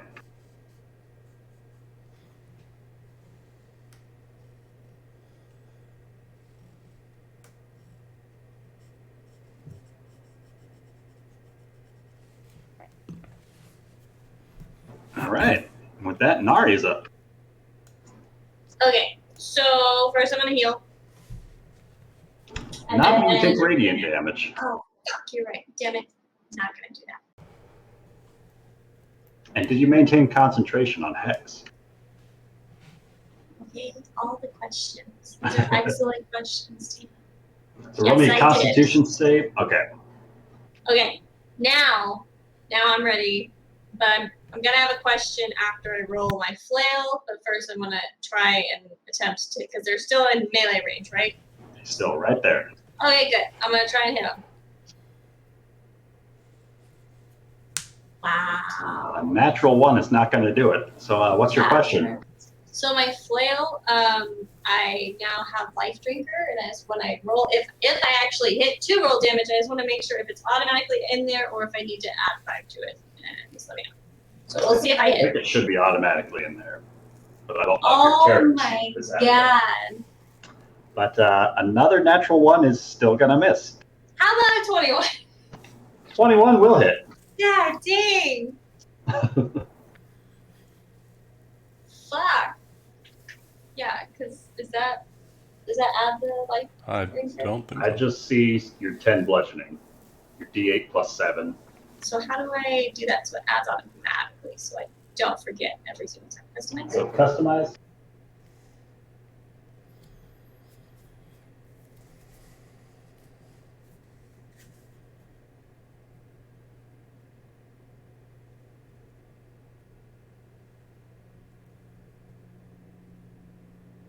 How do you add extra dice to a weapon's attack? It's not dice, it's just... Oh, never mind, your charisma modifier. So try that again, see if it added that damage bonus.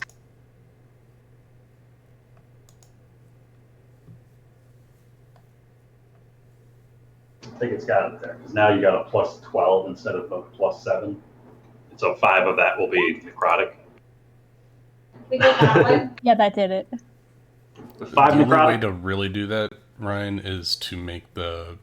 You have to go into the properties of the magic weapon. Just making dragging a different items template, effectively. Well, yeah, I mean, you can keep the same item template, but you just have to go down to, like, additional modifiers, and then you have to add damage, and then...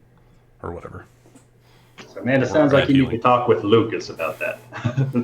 Lucas, we talk later, okay? You're gonna help me make a pretty magic weapon. I can do that.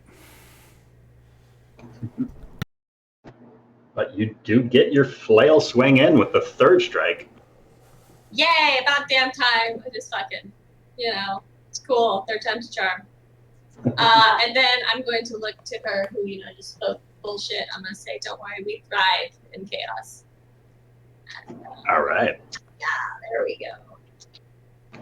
As the book remains just looking observantly, as the sword is going to give chase to Callum.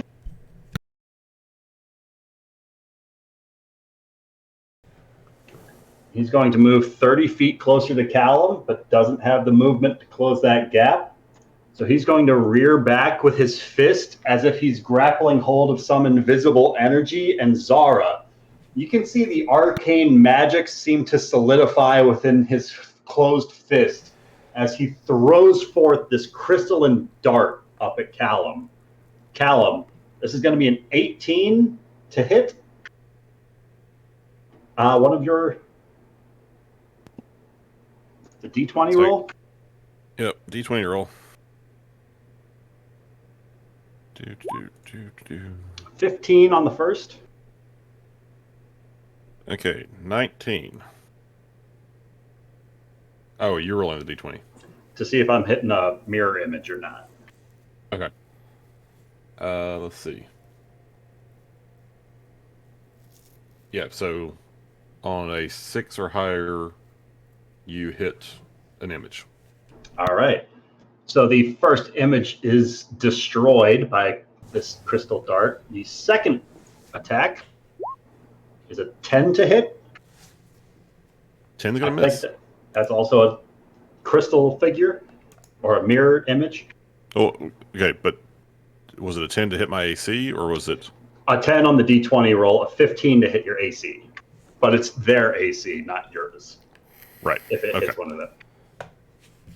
Then, yes, that would still hit. And a 10... For 7 force damage, and if a 10 hits a mirror image. If a 15 hits a mirror image, a 10 on the mirror image roll to see if it hits you or the mirror image figure. Okay, so that still hits a mirror image on the second attack then. Okay, so it destroys the second mirror image. But that is his attacks. Aggramar. All right.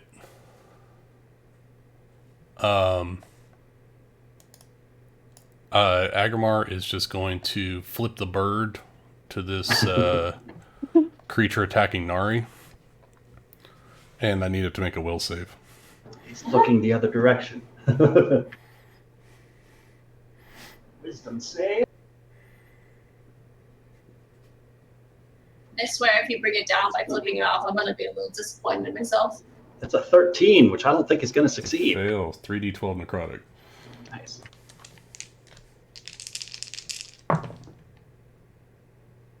Uh, 22 points of necrotic damage. Zachariah's looking rough. Cool. I will use my movement to move down this ramp 30 feet. Is that right? I mean, you moved yourself 30 feet. Yeah, I wasn't sure how tall this ramp is. I was looking at the other thing, and I'm confused. You're doing right. All right. Now, this sarcophagus, that's like another 80 feet down, right? So for that, I can show you this. Because I was looking at the side cut, and I'm trying to figure out how to get down to that stupid thing. You gotta jump off of the ramp. It's 60 feet down from the shelf that you're on. Beautiful. Okay, cool. You could just show all of us, so you only have to explain it once. It's better this way. Is it? Well, that's what the pop-up handout was for, but that didn't do its job so well. Okay, and let's see. I have Callum is too far away. Yeah, I'm not within 60 feet of Callum, am I? No. No. Definitely All right. not. I will use my bonus action to let my orcish blood run hot, and I'll move another 30 feet. Oh, wait. Oh, I'm not within 10 feet of Rafal, so I'll just go another 30 feet in this direction.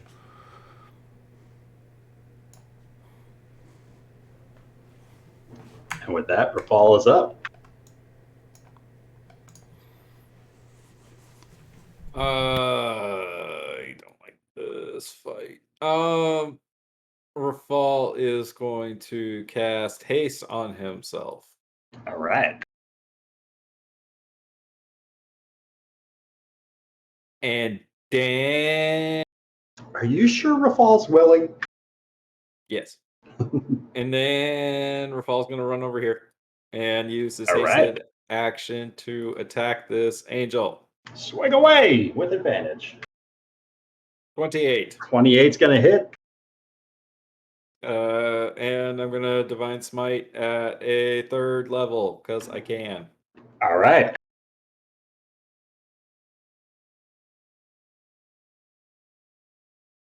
So 20 more points of radiant That's damage. 34 damage.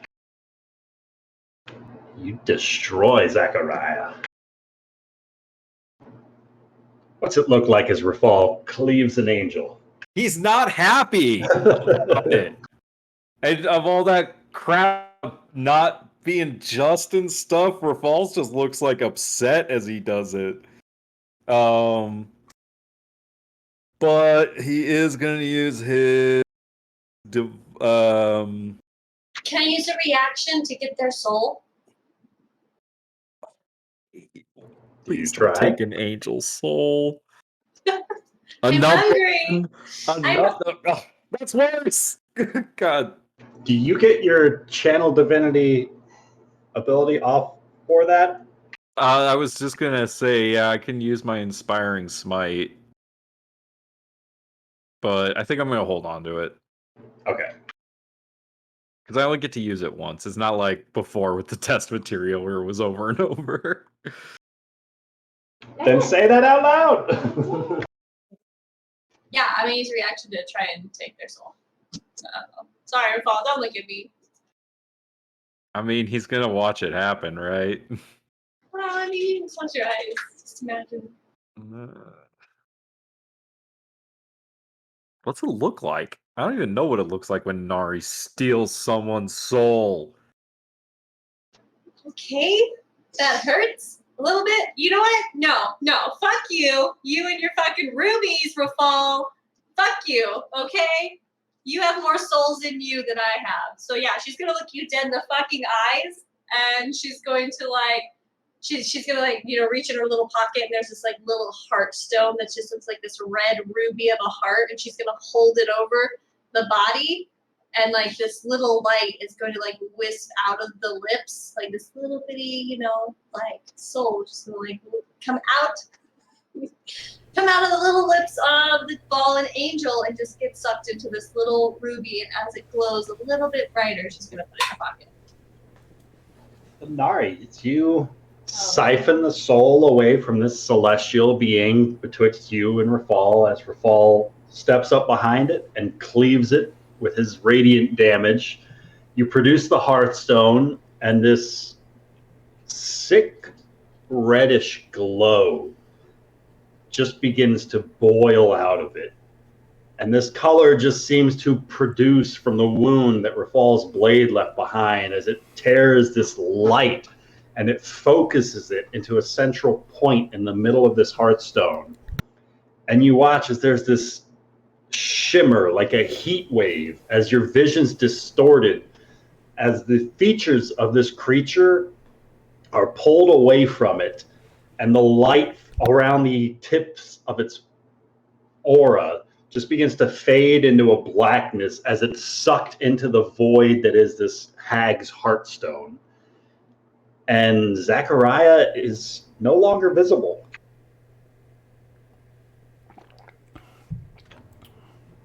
Nari, add a celestial soul to your heartstone.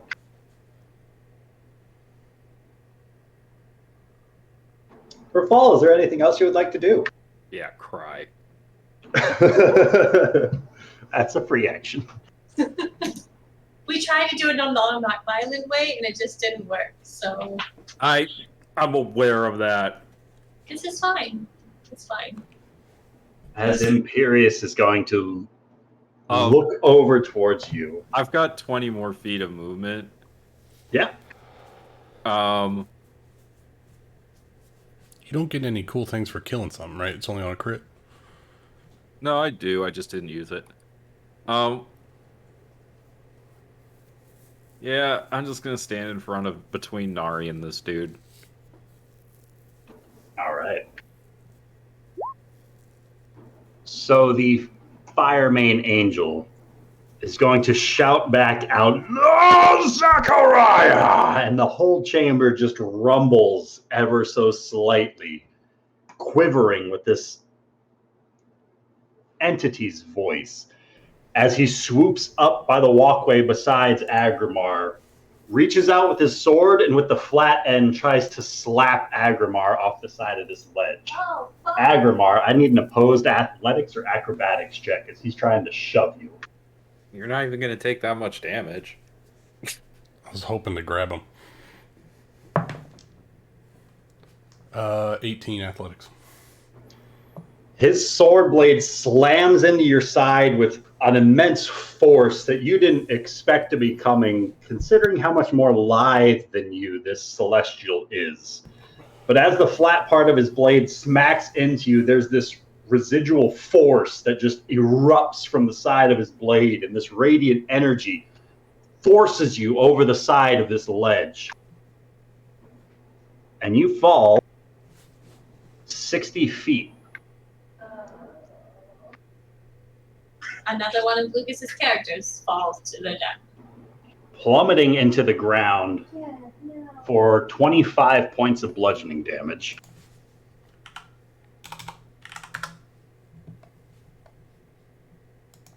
Okay. And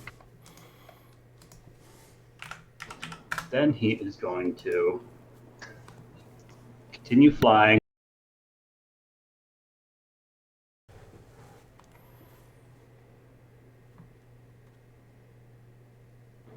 Sarah, how high off the ground are you currently? At 30 feet. 50 feet, I think is what you said. Oh, 50 feet. So with his additional flight speed, he's got the 80 feet of flight to make it up to where Zara's at for the second swing of his longsword. Oh, tight. Cool. So Zara, he's swinging at you with his blade, two-handed, for a 28 to hit with the longsword. Yes. Yes. Mm-hmm. Yep. That hit. All right. That's going to be 10 points of slashing damage. Okay. And 20 points of radiant damage. Okay. Uncanny dodge? Yeah, can I uncanny dodge that? Absolutely. I don't want to having total damage down to 15. Cool.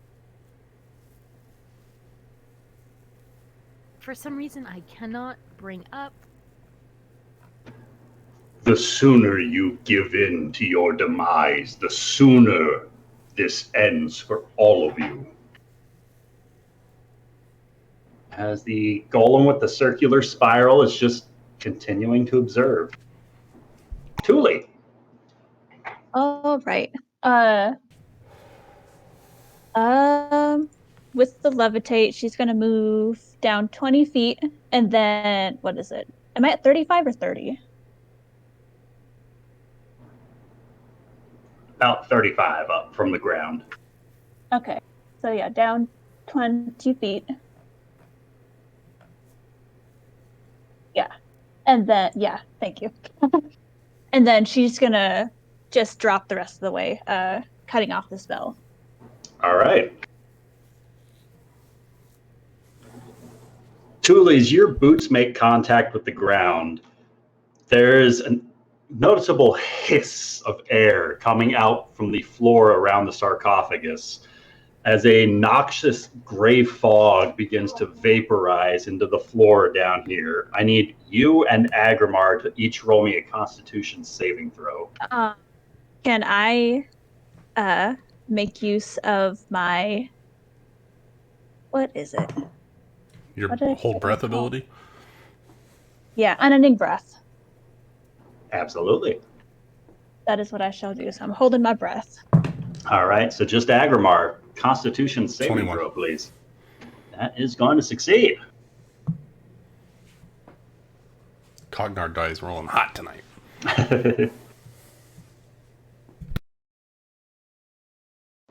Pretty sure it's just, no damage on a success. Excellent. As this fortitudinous gray dust begins to fill the bottom of this chamber, obscuring the flooring. So Tula, you lose sight of where Aggramar is at, and those on the walkways above lose sight of the two down in the pit. Anything else you would like to do, Tula?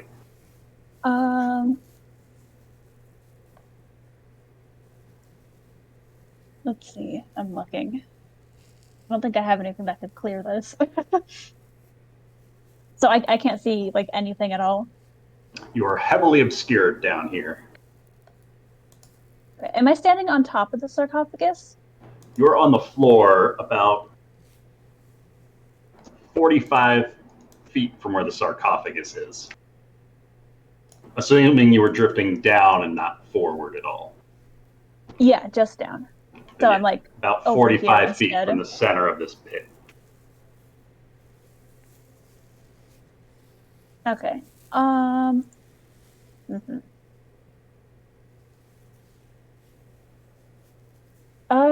I know. I'm going to cast. Let me make sure that I don't have. Nope, I have to see with that one. I guess I'm not going to do anything. All of my spells have verbal components.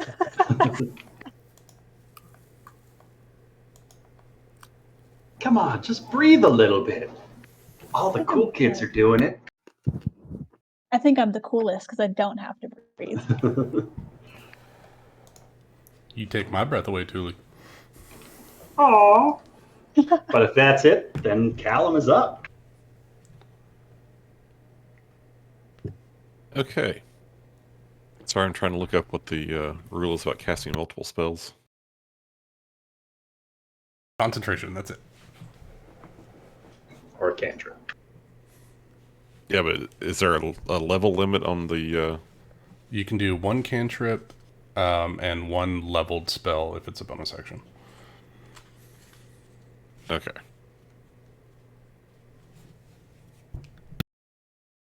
So, for right now, Callum is going to go 5 feet over to the ledge, and then he's going to go 20 feet down the ledge. All right. On the assumption that this golem thing can't walk on the side of a wall. You might find out. Yeah, we'll find go out. Suction boots. And he is going to basically, as he gets to here, and before he actually goes down the side of the wall, he's going to cast Ray of Frost. All right. Targeting the golem that was swinging at you? Yeah, targeting the golem that's doing its best to kill me. All right. So the plus 12. Nice. How about a 27? 27 is going to hit. Okay. So that is going to be 3d8, and it's slowed by 10 feet of movement. And I'm going to trigger calling unkindness. Nice. Did you roll the damage, or did you just say the dice? I just said the dice, so Okay. I'll roll 3d8 real quick.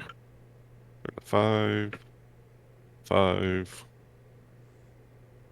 and an 8. So, hey, 18 points of damage.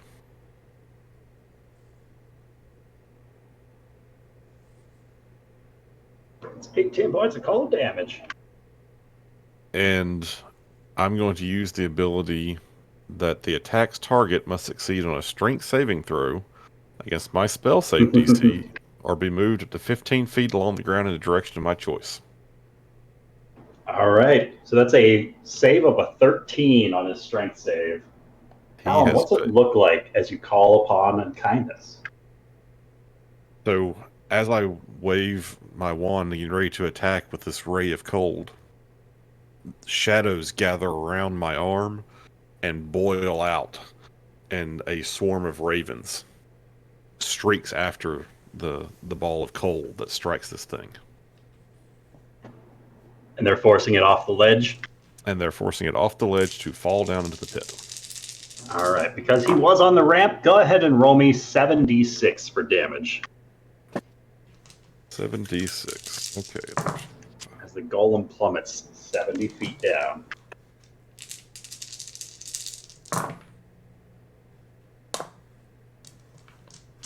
Okay, that's 22, 25, and 29 points of damage.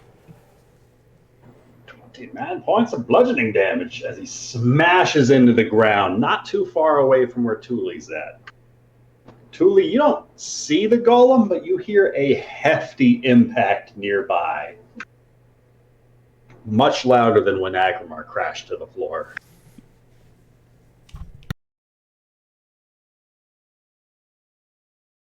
And Callum is still going to take a step onto the side of the wall just to try to give himself a little more cover from anything else. All right. And he's going to move back towards where those jars were. All right.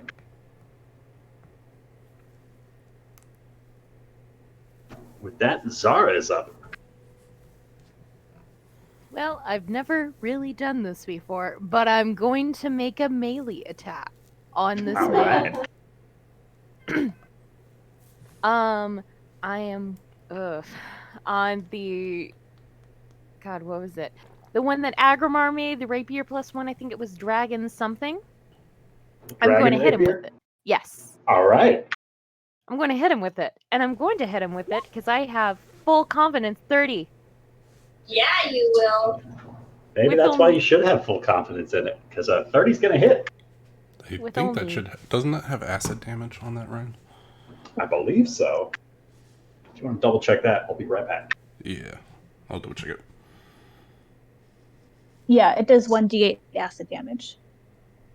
Thank you, Summer. Oh. Yeah, you will. Look at Hell that. yeah. Look at that. Wow, a weapon I made got used.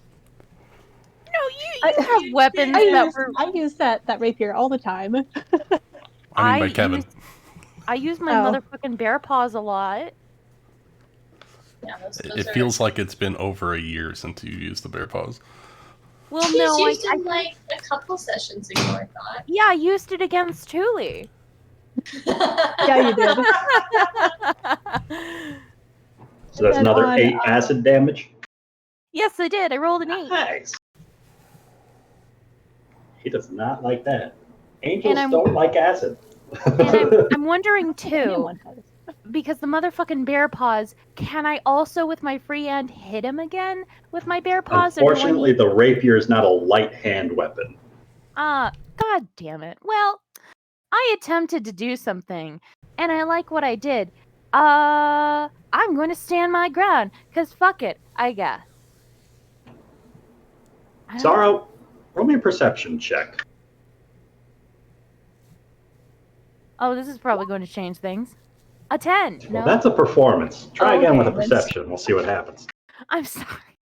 As you start playing the lute up in the air, mid-combat, 22. frantically singing. All right. I'm going to whisper something to you.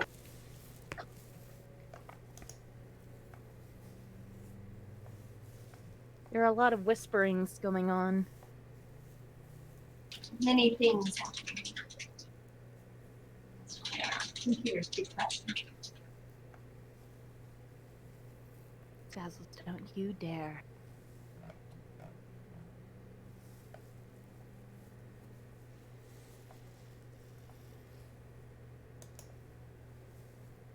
Oh, what a twist! Oh, no! Whoa!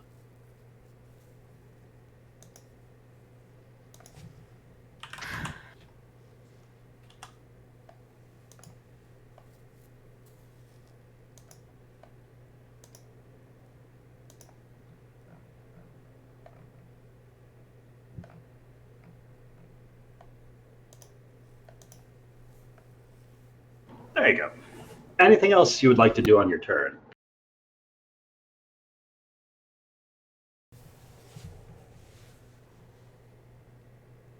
You know what? I will actually... No,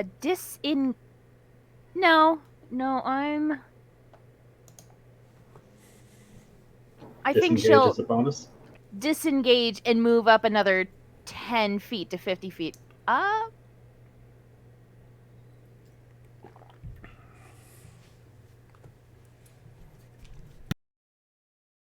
have moved 10 feet up. All right.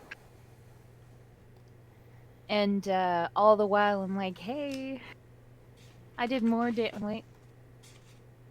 An eye for an eye, Angel Boy, come on! And with that, Nari is up. Okay, I'm actually going to heal this time. Since I didn't get hit with radiant damage. And seeing that there's no longer melee, I will aim for the guy that's harassing Zara. And I will attempt to hit him. And he's still hexed by me. Still hexed. Nice. Yeah, so I'll try and hit him with my Eldritch Blast. 28. 28's definitely got a hit. 20. As is 25. 21. And a 21. Good day. Good day. So that's 10, 7, 10, and 3d6 from the hex. For an additional 11. Does the hex damage go up as you level? No, it's just time that you can keep someone hexed. Okay. So that is a total of 27 plus 11, 30, 38? 38. All right. Force and necrotic damage all goes through. And seeing, oh fuck. So this Uziel is starting to look rough. This cloud is like deep down in the pit, right? It's not coming up over the sides. It looks as though the bottom 30 feet of that pit just vanished into fog. Okay. This gray, cloudy dust. That's good, I'm sure. Only good things. Okay. I'm gonna come around this way, I guess. And that will be my turn. Does provoke an attack of opportunity if her fall wants to take it. He's pretty mad at me right now. As you start approaching the golem with the book inscribed on its chest, its gaze seems to linger on you as you walk around that corner and approach. The golem on the floor beneath Callum spends half of its movement to right itself back up.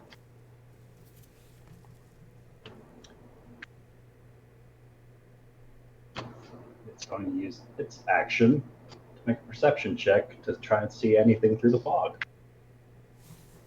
He's down with Tully and I, right? He's down on the floor.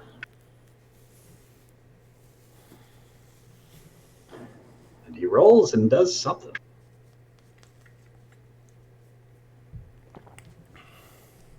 Oh, he's gone. Heavily obscured. Tula, you feel and hear heavy footprints moving within the fog. Aggramar, it's a little more faint for you, but something's moving down here. Aggramar, what would you like to do? Fall again. He does like to avoid stairs at all costs. All right, Aggramar's prone, right? If you fell down here, then yes. I was knocked off by a sword. Then yes. All right, get up half my movement. I'm going to pull out a war pick, and I'm going to use my action to move in the direction that I saw the sarcophagus.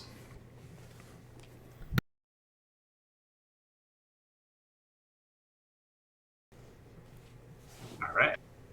I believe, unless I get that extra movement by bonus action, which I don't think, because I don't think the heart counts as a foe, then that's my turn.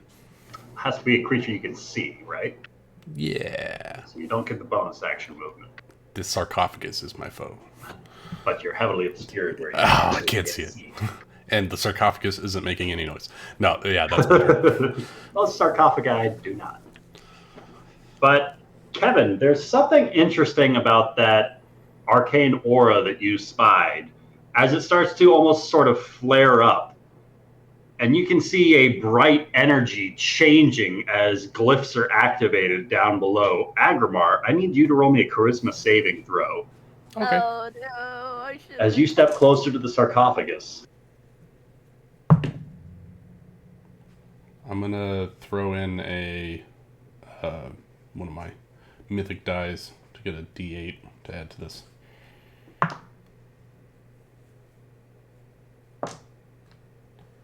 Ugh, not very good. Let's see, that's a 16 charisma. 16 charisma.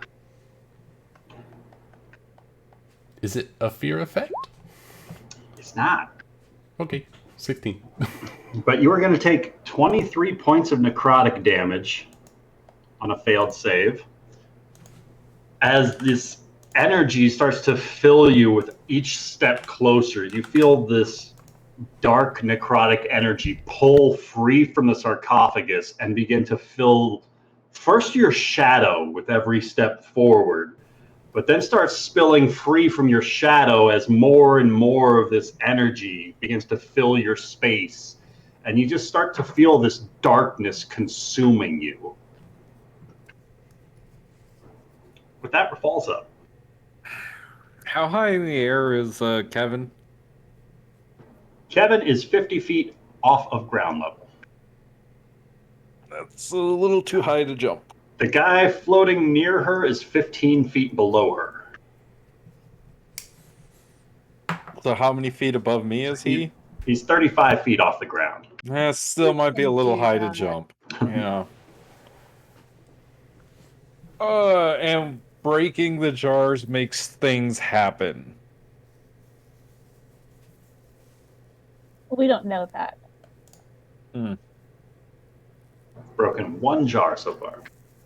And things happened.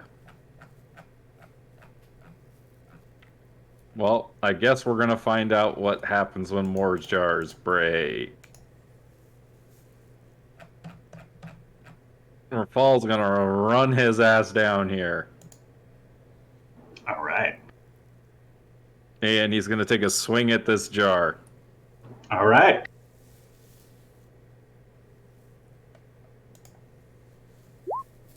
Twenty-four is gonna hit. 13 damage. Hey, it wasn't a 1. As you swing your sword and shatters through this canopic jar, you can ever so faintly make out what looks to be a circular spiral across the outside of the jar patterned here, almost matching the symbol of the canopic golem you saw that you started to approach on the walkway above. As you shatter this jar, something shoots out from the sand. Something small enough that you could fit in the palm of your fist. Can I catch it? You can browse through the sand to try and see what it is. Oh, I thought it was like shooting out at me.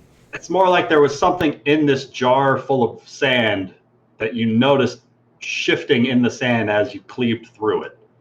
Oh, like something moving? Like they're not something alive, but like there's an object in the sand that is not sand. Right, it's the body part. Looks to be about the size of a kidney. Yeah. Solid as stone. Rafal's gonna run to the next one and shatter it. All right. You swing at this next one. 14 crashes into it as you destroy this canopic jar with the iconography of what looks like a blacksmith's hammer on the front of it. That was supposed to be my jar.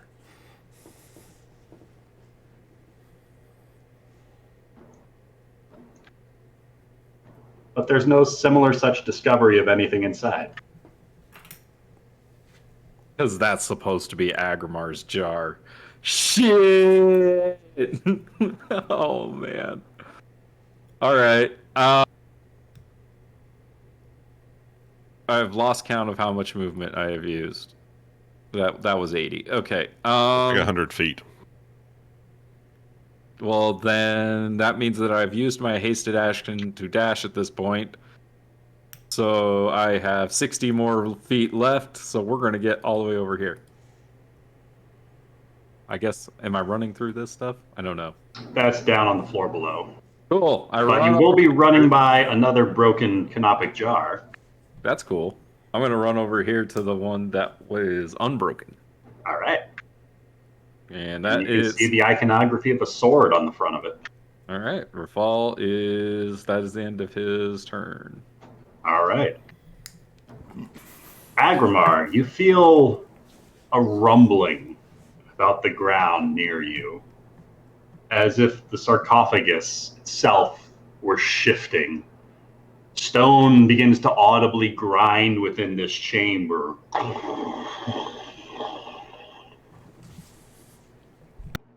Back again so soon.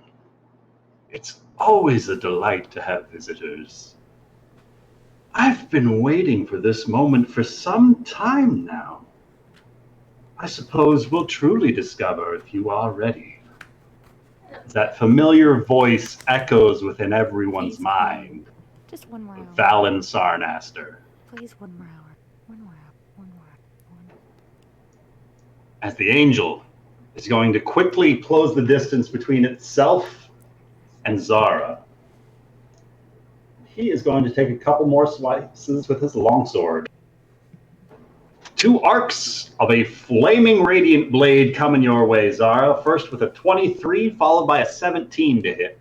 Okay, the 17 is not going to hit. The 23, unfortunately, is. All right, so that is going to be 12 points of slashing damage and 20 points of radiant. I would like to not do that, so can I do Uncanny dodge again. Uncanny dodge. To drop that from 32 down to 16 points of damage to you.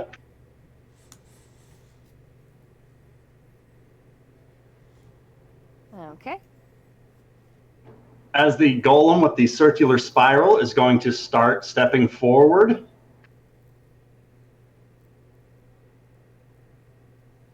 "30 feet to there. It looks over the side, spies Rafal, and drops the 20 feet down, taking some bludgeoning damage from the fall. As it closes the distance between itself and Rafal, and these glowing amber eyes just look down at you.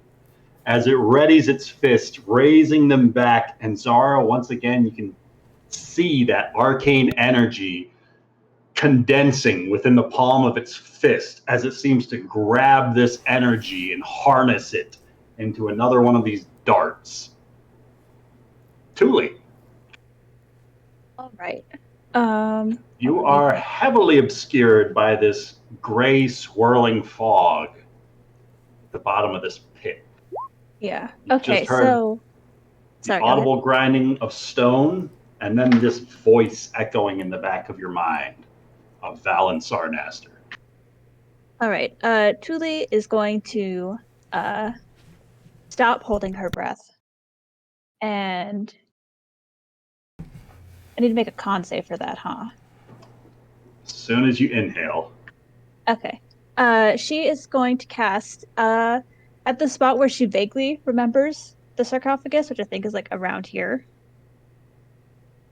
And, you know, this is going to suck for Aggramar, but she doesn't know he's there. I'm going to cast Shatter at a 6th level.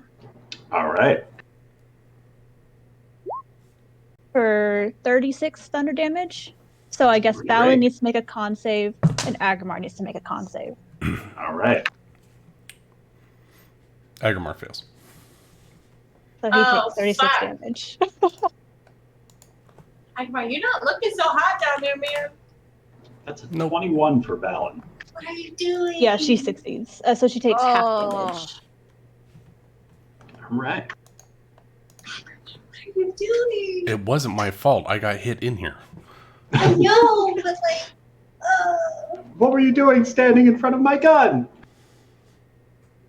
Why are you pointing your gun at me? Why were you standing there?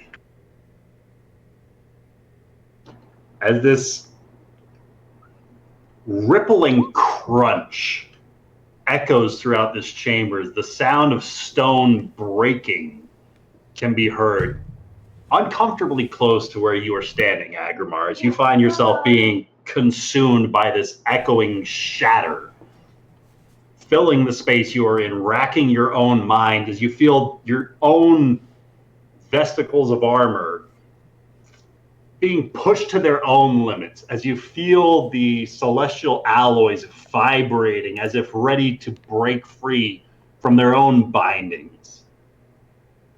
Take 36 points of thunder damage. That's a lot of damage for the shatter spell, especially considering it's super effective for objects. Mm-hmm. I was hoping to get it before she was able to get out, but that was not the case. Tuli, is there anything else you would like to do? Let me look.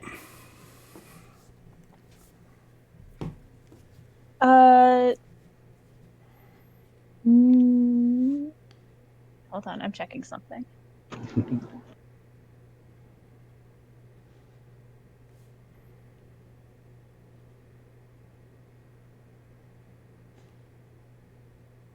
Okay, no, that's it. All right. Callum. Do I have to do the Constitution saving throw? Okay. Yes, please.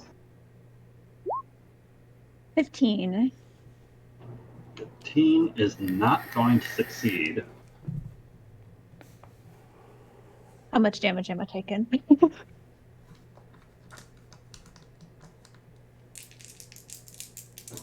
Well, good news, bad news. Bad news is you're unfortunately on a failure going to spend your action retching and reeling. So you don't get off the shatter spell. So give yourself that 6th level spell slot back. Good news is, Aggramar, you don't take that 36 points of thunder damage. Aww.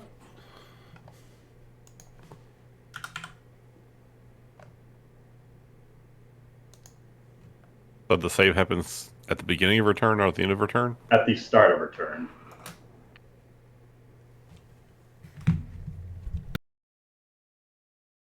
Each creature completely within the cloud at the start of its turn makes the save against poison. On a failed save, the creature spends its action that turn retching and reeling. Creatures that don't need to breathe or are immune to poison automatically succeed. So as Tuli starts retching and reeling as she tries to steady herself to cast a spell, unfortunately these vapors are just a bit too overwhelming for her senses as she starts for her action. Callum. Walking by overhead, you hear her retching and reeling. Okay. Callum's going to try to help out here. He is going to cast Dispel Magic on the cloud. All right. Is it a 3rd level spell? Or It lower? is a 3rd level exactly. All right, then it's just gone.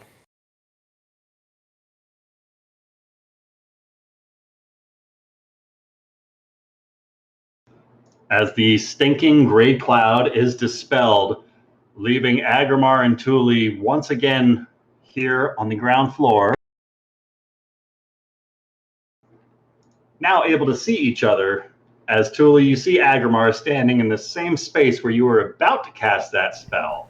Aggramar, the sarcophagus does not look to have been disturbed in the slightest, but there is a crystalline golem down here with the two of you that is slowly approaching. Callum, anything else you would like to do? Yes, I'm going to continue to move. And I'm going to get back up on the surface again. And actually, I'm going to go the other direction. So that's 5 feet to there.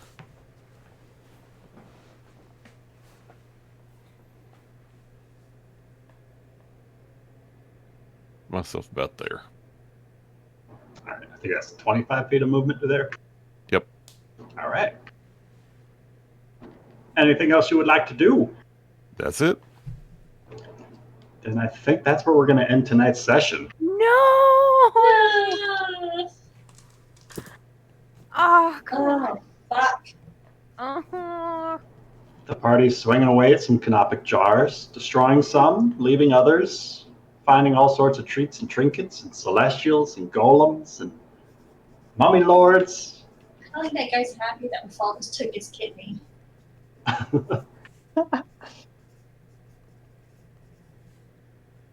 I can keep playing. I can keep playing too.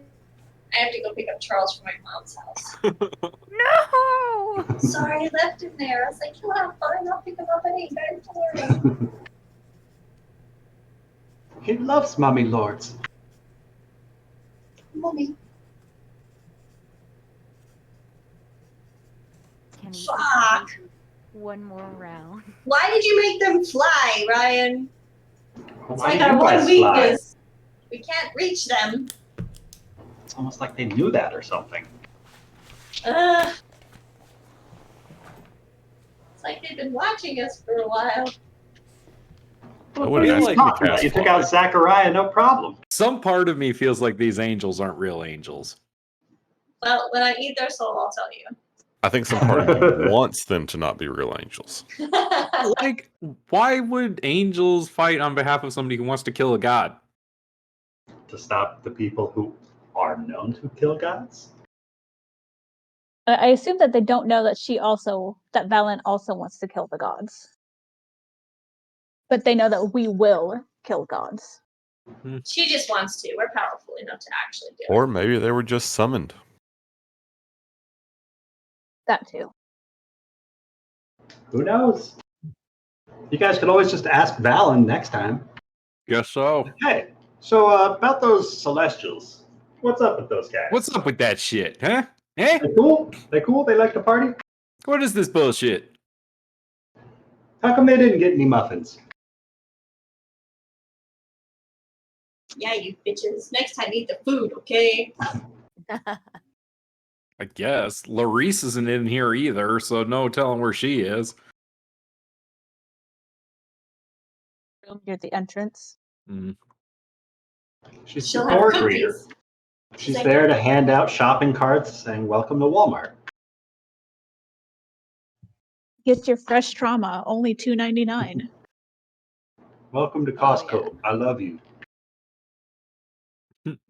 Is that Idiocracy? Yes.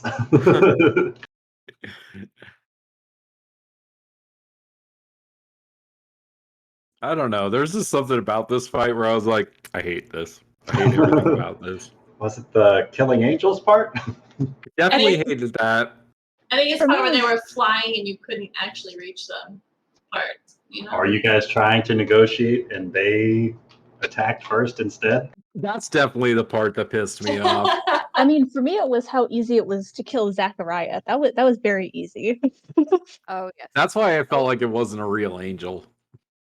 How It could have the just other been a one weak doing? one. Could have been something that was polymorphed or something. Or summoned, like, like Ben said, like summoned creatures aren't super tough. They're just trying to wear us down for the main event. Pretty much. Then why weren't the golems attacking? Because we didn't break their I think jars the golems were attacking Callum. No, because the sword one's attacking, and the sword thing is unbroken. No, this one is the spiral one. No, I know, but this jar is the sword one, and this is the sword golem, and it's attacking, and its jar's not broken. Callum But I did try to break it. But it was What moving. about- It was moving before you broke it, though. It was already advancing towards the other side of the room. It's the only one that moved.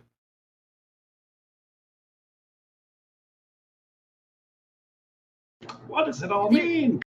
There's the one with the book, right? That's the one that The one with That's the book. this guy over here. Zara broke the one with the book, and that one's still. Zara broke the jar with the flame. Oh yeah, no, well, shit. It was probably Zara's. I mean, let's just be honest. Yeah, it was. Yeah, I mean, definitely. I destroyed it with flames, so there's nothing left. Whoops. Oh, well, oh well. All right, everybody. Well, y'all have a good week or a